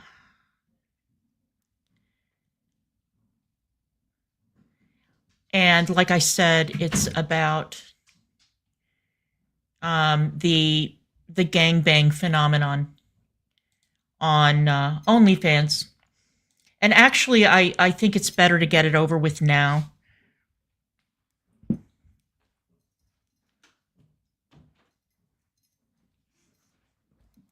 Because the transgender video is, it's a bit long. And putting them together would have meant a very, very long stream. I mean, I've been here for 2 hours, but I will go ahead and keep going because why the hell not? It's Sunday afternoon. The weather is icky. And I can put my errand off until we're done with this. This is only like 16 minutes long. But I think that the title will give you an idea of how demented this fucking video is. Domestic terrorists Lily Phillips and Bonnie Blue should be arrested, then sectioned, says UKIP leader. Now, for the British people in chat, I did not know that UKIP was still a thing. I thought that UKIP was dead. I didn't realize that they were still a party. I thought that Sargon's bid for the European Parliament killed this party off, and the fact that Nigel Farage is, you know, leading a whole different party that has its own set of issues. But okay, you guys, I'm warning you. That permanent record, you don't even understand. Okay. When I saw this video yesterday, I thought, this is projection. This guy needs a lot of serious mental help, and so does the anchor of the show. Let's continue. Arrested and sectioned for their own sake and for the sake of the British public. Have you noticed that British politicians, especially those on the left, are more than happy to talk about the Netflix drama Adolescence, which demonizes young white boys more than... No, it doesn't. First lie, it does not demonize young white boys. It is a drama that deals with the danger of the manosphere, the red pill crowd, the Andrew Tates of the world. It does not demonize young white boys. It shows the danger of how certain content can brainwash a young man from a good family, a loving family, and result in terrible consequences. Let's continue. I'm happy to talk about that as if it's a real documentary rather than a made-up drama where the main character's ethnicity was actually changed. That's not true either. The creators of Adolescence made it abundantly clear that the case of the boy in that show was not based on any single case in the UK. It was not a race swap. It was not based on the crime that so many people are saying the drama was based on. No, they took examples from many different knife crimes in the UK. But no, that's not true. Continue. But they completely ignore two young British women called Lily Phillips and Bonnie Blue, whose degenerate behavior is unfortunately now a very obviously bad influence for young British women and spreads a narrative that white British women are available for other ethnic groups. Oh no, not available. They do porno on OnlyFans. They do gangbangs. So are available for other ethnic groups where, well, don't women have a choice in this matter? So if they had been gangbanged just by white guys, it would have been okay? No. The problem that I have with Bonnie Blue and Lily Phillips is that they create a false sense that if you go on OnlyFans, that you can make millions and millions and millions of dollars, where most OnlyFans creators do not make any money, let alone millions, and that they are glamorizing this kind of content because in addition to money, these two got an enormous amount of attention worldwide. So that is the problem I have. I don't believe in grooming young girls into any kind of sex work, whether it's prostitution, OnlyFans, or anything. They don't understand the ramifications of making a choice at a young age. I just saw that there was a TikToker who teamed up with Lily Phillips, and I don't know how to put this in a way that will make YouTube not put me on limited monetization, but apparently she took it in the back door from 37 men and had to be hospitalized at the end of it. So when you create a climate where the content that you create on OnlyFans gets more and more and more extreme, it's a problem. But I don't know if Dan Wooten is aware of the fact that the whole gangbang phenomenon started years ago in the 80s in the regular porn industry. There was no shortage of that kind of content, those kinds of movies. But let's continue.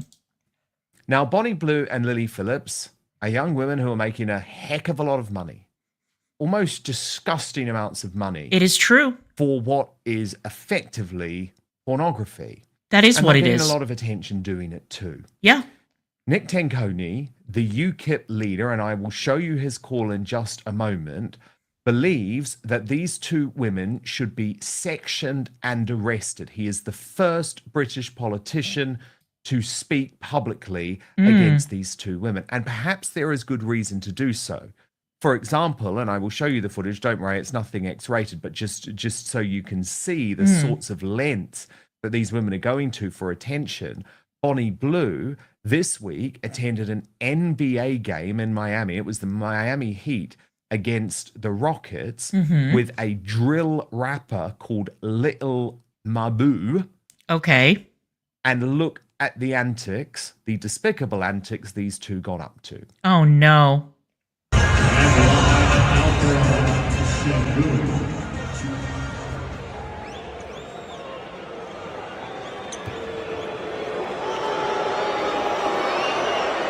Well, I mean, they should be relieved to see that the guy's white, right?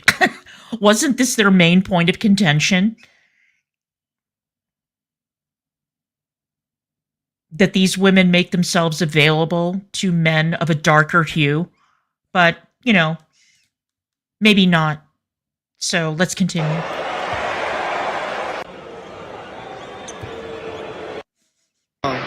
Wait, before you do that though, do you not think I'd be able to get the 10 packets on the 55, Duncan Robinson is second. Team second. Do you not think that? Right. Yo, do you want her? Yo, Thompson. You Thompson, you want her?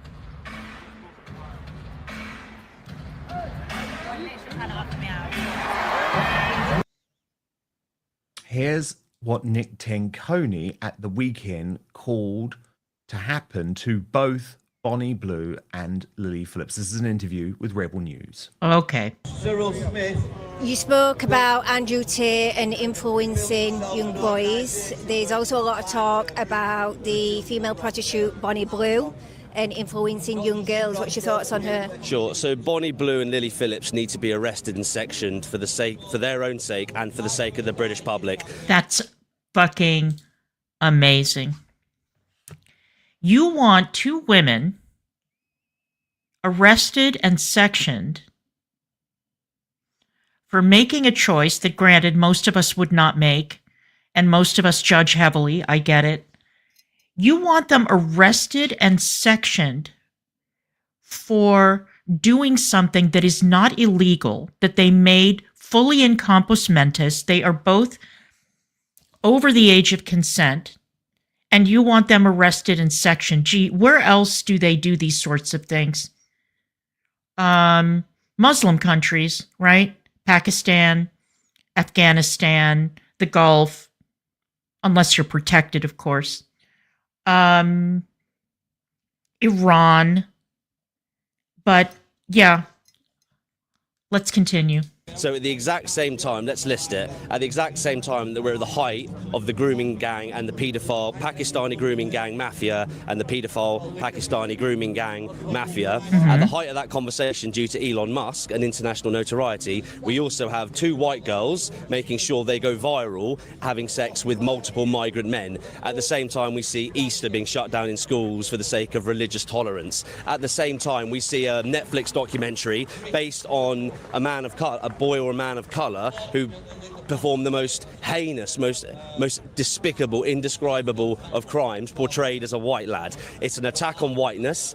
It's an attack on the British people. An attack Lily on Phillips, whiteness. Bonnie Blue flying the flag to say, essentially, welcome more migrants in. These are the good guys. We're choosing it. We deserve it. Is it a psyop? I'll let you guys decide whether it is psyop? or not. They need to be arrested and sectioned. Who behaves like that? Who behaves like that? Women who are trying to make money and who have done it very successfully. Again, something that most women would not choose to do because we know what the risks are. And we wouldn't put our bodies through that because we have self-respect and dignity, but it is not illegal. The last time I looked, it was not illegal. But let's continue. It is all to do. Oh, and something else I wanted to add. How dare this man draw a parallel between those two women and the Pakistani grooming gangs? It is shameful. And what's even more shameful is I think that the woman who was conducting that interview is Sammy Woodhouse, who was a victim of these grooming gangs as a very young girl. And now she's sitting here and she's listening to this man spout this horseshit and make a connection between the two. I mean, I hope that that's Sammy Woodhouse. I hope I haven't misidentified her, But if it is, she really should be ashamed of herself, focusing on what matters, which is getting these grooming gangs rounded up and getting those men put in prison and deported if possible. It seems like nobody can get deported out of the UK these days, but let's continue. Do with watering down our culture. It is all to do with denigrating Christianity. It is all to do with saying that we are good for the taking. You can behave however you like. We've descended into degeneracy. What message is that sending to young boys and girls whose parents have completely lost control of them? It's got to be stopped. Thank you for your time. Lily Phillips and Bonnie Blue are both adults. Again, I agree. I agree that this is not a path that anybody should take for their own, for the sake of their physical and mental well-being. It's just not something that women should do. It's not something that young girls should be encouraged to pursue. I 100% agree with that. But to then go on and say that they need to be sectioned and arrested on what? Charged with what, may I ask? I still don't know what this guy is hoping to accomplish with this statement. And Nick Tanconi, given the risk that young white girls yes, Pakistani Muslim grooming gangs, there is a disturbing undertone to what Lily Phillips and Bonnie Blue do that isn't spoken about much, okay? But let's go there because it matters. Yeah, you know what matters? What matters is that I am seeing fucking red at the two of you drawing a parallel between two women who chose a path as adults and 11, 12, 13-year-old girls who were passed around, sexually assaulted, trafficked, abused in the most horrendous ways while their attackers still roam around free around the UK, and that these crimes continue to take place, and the fact that politicians have gotten so wound around the axle that they cannot even launch a national inquiry into this. Now, I saw that Rupert Lowe, the member of parliament who is with Reform UK, or the Reform Party, has finally said, okay, we're going to launch an investigation. Good for him. There is no comparison between young girls being groomed and essayed and women who are above the age of consent making a choice that, whether we agree with it or not, is legal, above board, and where there are no laws being broken. And I cannot help but find it ironic that these two men are sitting there, and I've heard them speak at length, not the one in the beard, not the politician, but Dan Wooten talk about the grooming gangs and about the degeneracy of a culture that would produce men who could behave this way. But what they are suggesting is exactly what would happen to women in the countries where these men originate from. I mean, the fact that they haven't put two and two together is absolutely incredible. But they're trying to save the white race. So I guess that this is step one. It makes no fucking sense. And it is the fact when they put on these, I mean, I hate to even say the word, but these sort of huge orgies where, 100 or 1,000 young men come and apparently sleep with them in one day, the vast majority are non-white. Oh, no. But first, I never recommend anything unless I truly believe in it. And today I've got something absolutely game-changing for you. Do that. So click on the link below. God, how long is this ad? Redefining comfort one pair at a time. But now, back to the show. Now, here's the thing. I subscribe to Dan Wooten. I don't watch him that often. I don't like his delivery. There are things I don't like about Dan Wooten, okay? I have never seen him speak this way. Not ever. He took his mask off. I didn't like what I saw, and I unsubscribed because, I enjoy listening to him talk about Harry and Meghan or about Snow White or about these non-important issues. But when I heard this video, when I watched this video, I said, no. No, sir. There goes my support. I think that you are out of your fucking mind. Let's continue. Yeah. So this is very difficult to talk about, but we're going to talk about it, and it's vile. It's absolutely vile. So look, let's start calling it what it is. That's the plan. We're taking our country back. It's they do need to be arrested and sectioned. For what? Are the British? There's a tweet that's going around. So apparently Bonnie Blue is getting engaged to a guy, and he's taken to social media with her asleep next to him with a Cartier ring. And I'm not going to repeat it. I'm not going to say it. But basically, the caption says, "Her body's yours, but her heart belongs to mine."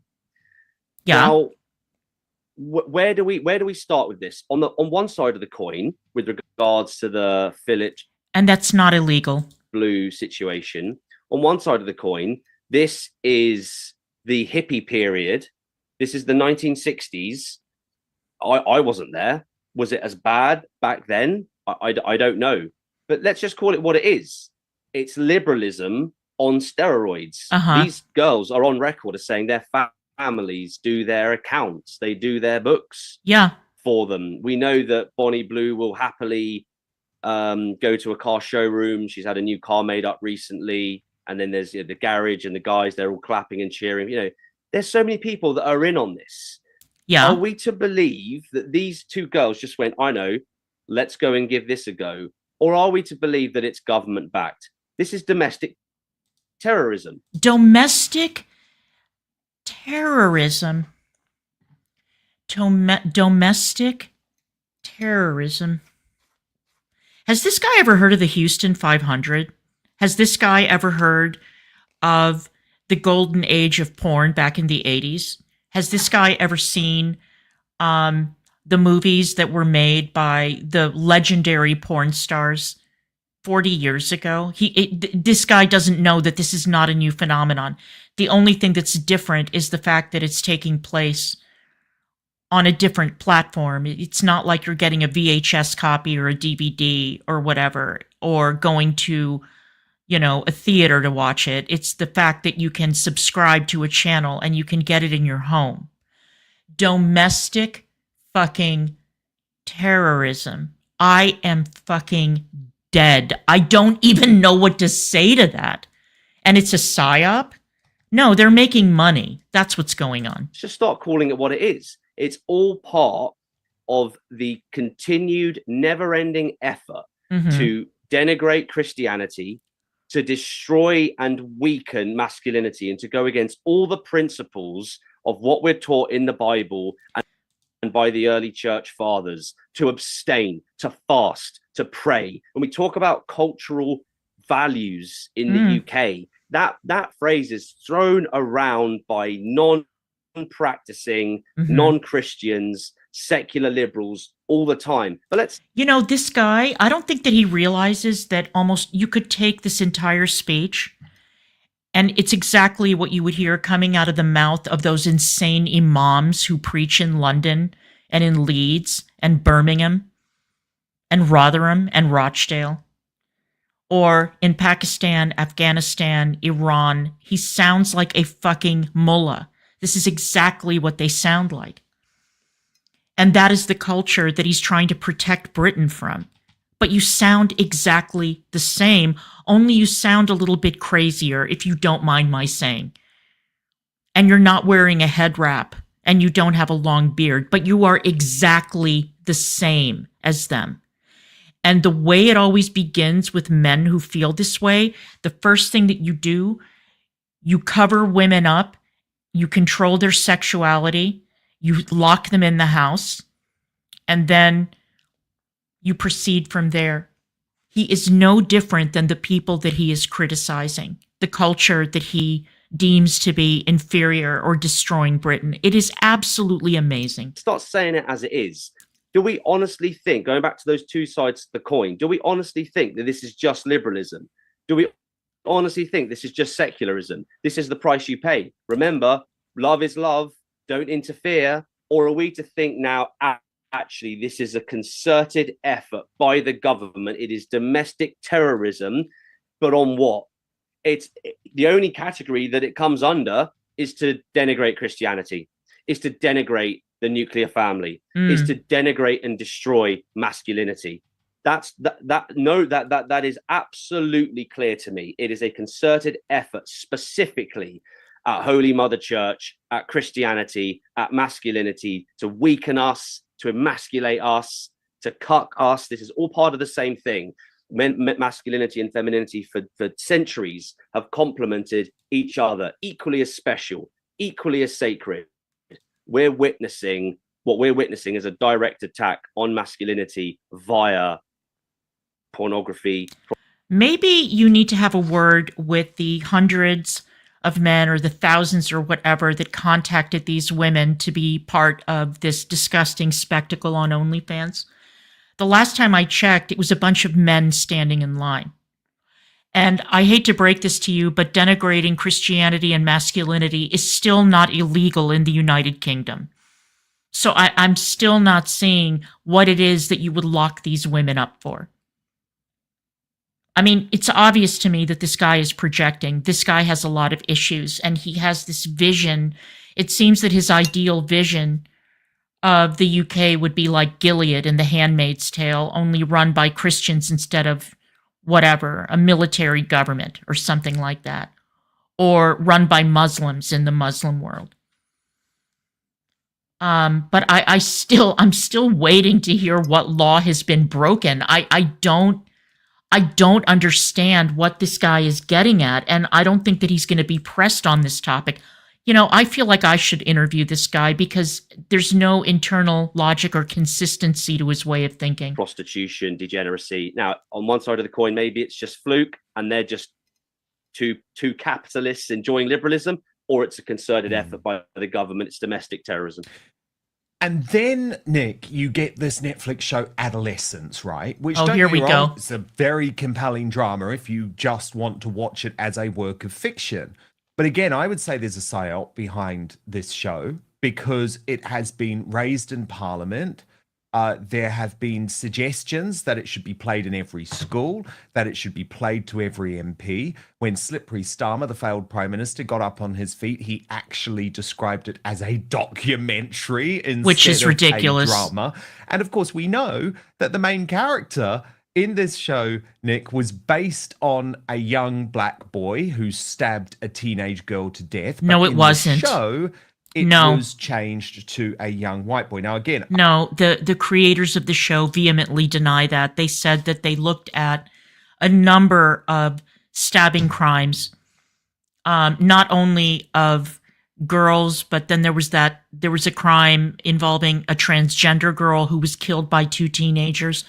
They looked at a wide variety of cases in the UK. It was not based on a single case. That is completely and utterly false. That is a rumor that has been making the rounds on Twitter, but that's not true. I have no problems with it as a piece of drama, but isn't it the fact that it is being used now to demonize young white boys who are not the problem statistically, especially? No, it wasn't to demonize young white boys. As a matter of fact, if anything, the boy on that show was himself a kind of victim. He fell prey to the Andrew Tate talking points. He was being bullied in school. He was being teased and dragged, and he lashed out violently. He was sort of, the battery that was put in his back was provided by the manosphere. But, you know, it's not a coincidence that the young actor that they hired to play that role was very, very small for his age. He was supposed to be 13. He looked like he was maybe 10 or 11 years old. He looked very young. He was very, very frail. His parents had absolutely no idea what was going on with him. He hadn't been in trouble before. It's a cautionary tale. It's a cautionary tale for parents to be aware of what it is that their kids are consuming on the internet. But it's not demonizing anyone. Not at all. I mean, if anything, you feel so sorry for this kid as you watch the series progress, and especially when you watch his interaction with the psychologist, it was heartbreaking to watch. But let's continue. Especially not young white boys who come from a loving nuclear family, as was the case in this show. Yeah, certainly. So you've got an advert, which I presume is bought and paid for by Transport for London, of a white kid who is behaving very, very inappropriately. They've made him act it so that he's very slimy, he's very sleazy. No, he's not. He's not necessarily attacking anyone. I'm sure you've seen it. It's a I believe it's TFL sponsored, and that I think was maybe even last year. So when you see that and you see just how awful the character is playing the role, and how he's trying to deliberately intimidate women, when you see that, in nothing. The kid, I mean, if anything, the kid was so not slimy and sleazy. I wouldn't characterize him that way. I would say that that the boy was very frail, very fragile, very vulnerable. Again, the bullying, the very slight build of this kid. No, he wasn't like portrayed as a menace to society. He was just a kid who was bullied to the point where he lashed out, and it was a sad, sad story. You know? Exactly. That's correct. 100%. I don't know if we all watched the same show. I didn't watch the same show as these two clowns, but that is not the impression I got at all. Nothing about it seems organic. Nothing about it seems genuine. And I'm not just talking about the fact that we're engulfed and surrounded by migrant rape, migrant murder, migrant terrorism, migrant subversion of our culture, the Islamic Caliphate. I'm parking all of that. Then we look at the adolescence documentary. As you've said, Dan, the perpetrator was a black kid. No, that's not true. No. And they portrayed him wrong as a white kid. This is a deliberate attempt. Someone somewhere, again, is pulling the strings to allow politicians across our governments, across our nations, to give them their Reichstag moment. It's to give them that moment where they can go, right, whiteness is a huge problem. White males are a huge problem. White Christian males are a huge problem. White heterosexual Christian males, whatever.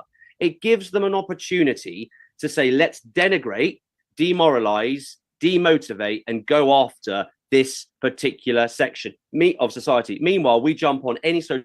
And that picture that they flashed up, that was so misleading.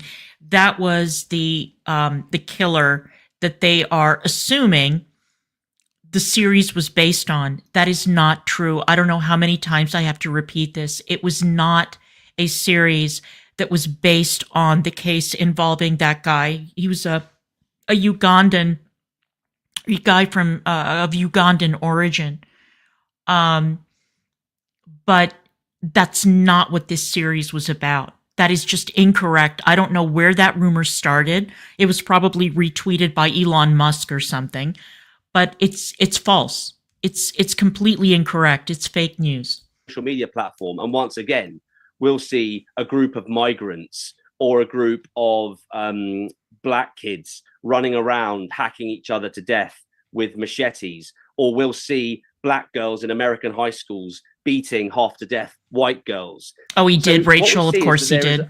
Clearly a problem in liberal Western democracies with regards to knife crime, with regards to violence, with regards to, it all stems from godlessness, which can be auto-corrected. But when you see a designated campaign against white people, then we've got to start calling out the racism. You've got to start saying you're doing this deliberately to, again, emasculate, demoralize, and demotivate. Now, it is. What the fuck does that have to do with two women who made a fortune by letting a bunch of men run trains on them on OnlyFans? I'm still waiting for this guy. I'm still waiting for this guy to explain what he would charge these women with. I'm not getting it. I'm not hearing it. And trust me, I'm waiting. I know we all are, but we're not hearing it. So have we moved on from those two? Are we blaming them for knife crime in the UK? There are a lot of reasons for it. But what are we talking about here? I think we've lost the plot, but I think now you guys, well, never mind. Let me continue. It's exhausting to talk about this particular aspect. Whilst we witness the great replacement theory and the fact that our whiteness is being replaced, which is racism in the UK, we also have to endure these concerted, choreographed attacks, specifically on typically white Christian straight males. Let's not forget the straight and the Christian bit. It's not just white males, and really the most affected are going to be the youth, the white young men who are our future leaders, our future fighters, our future warriors, our future politicians, engineers, publicans, whatever you want to call it.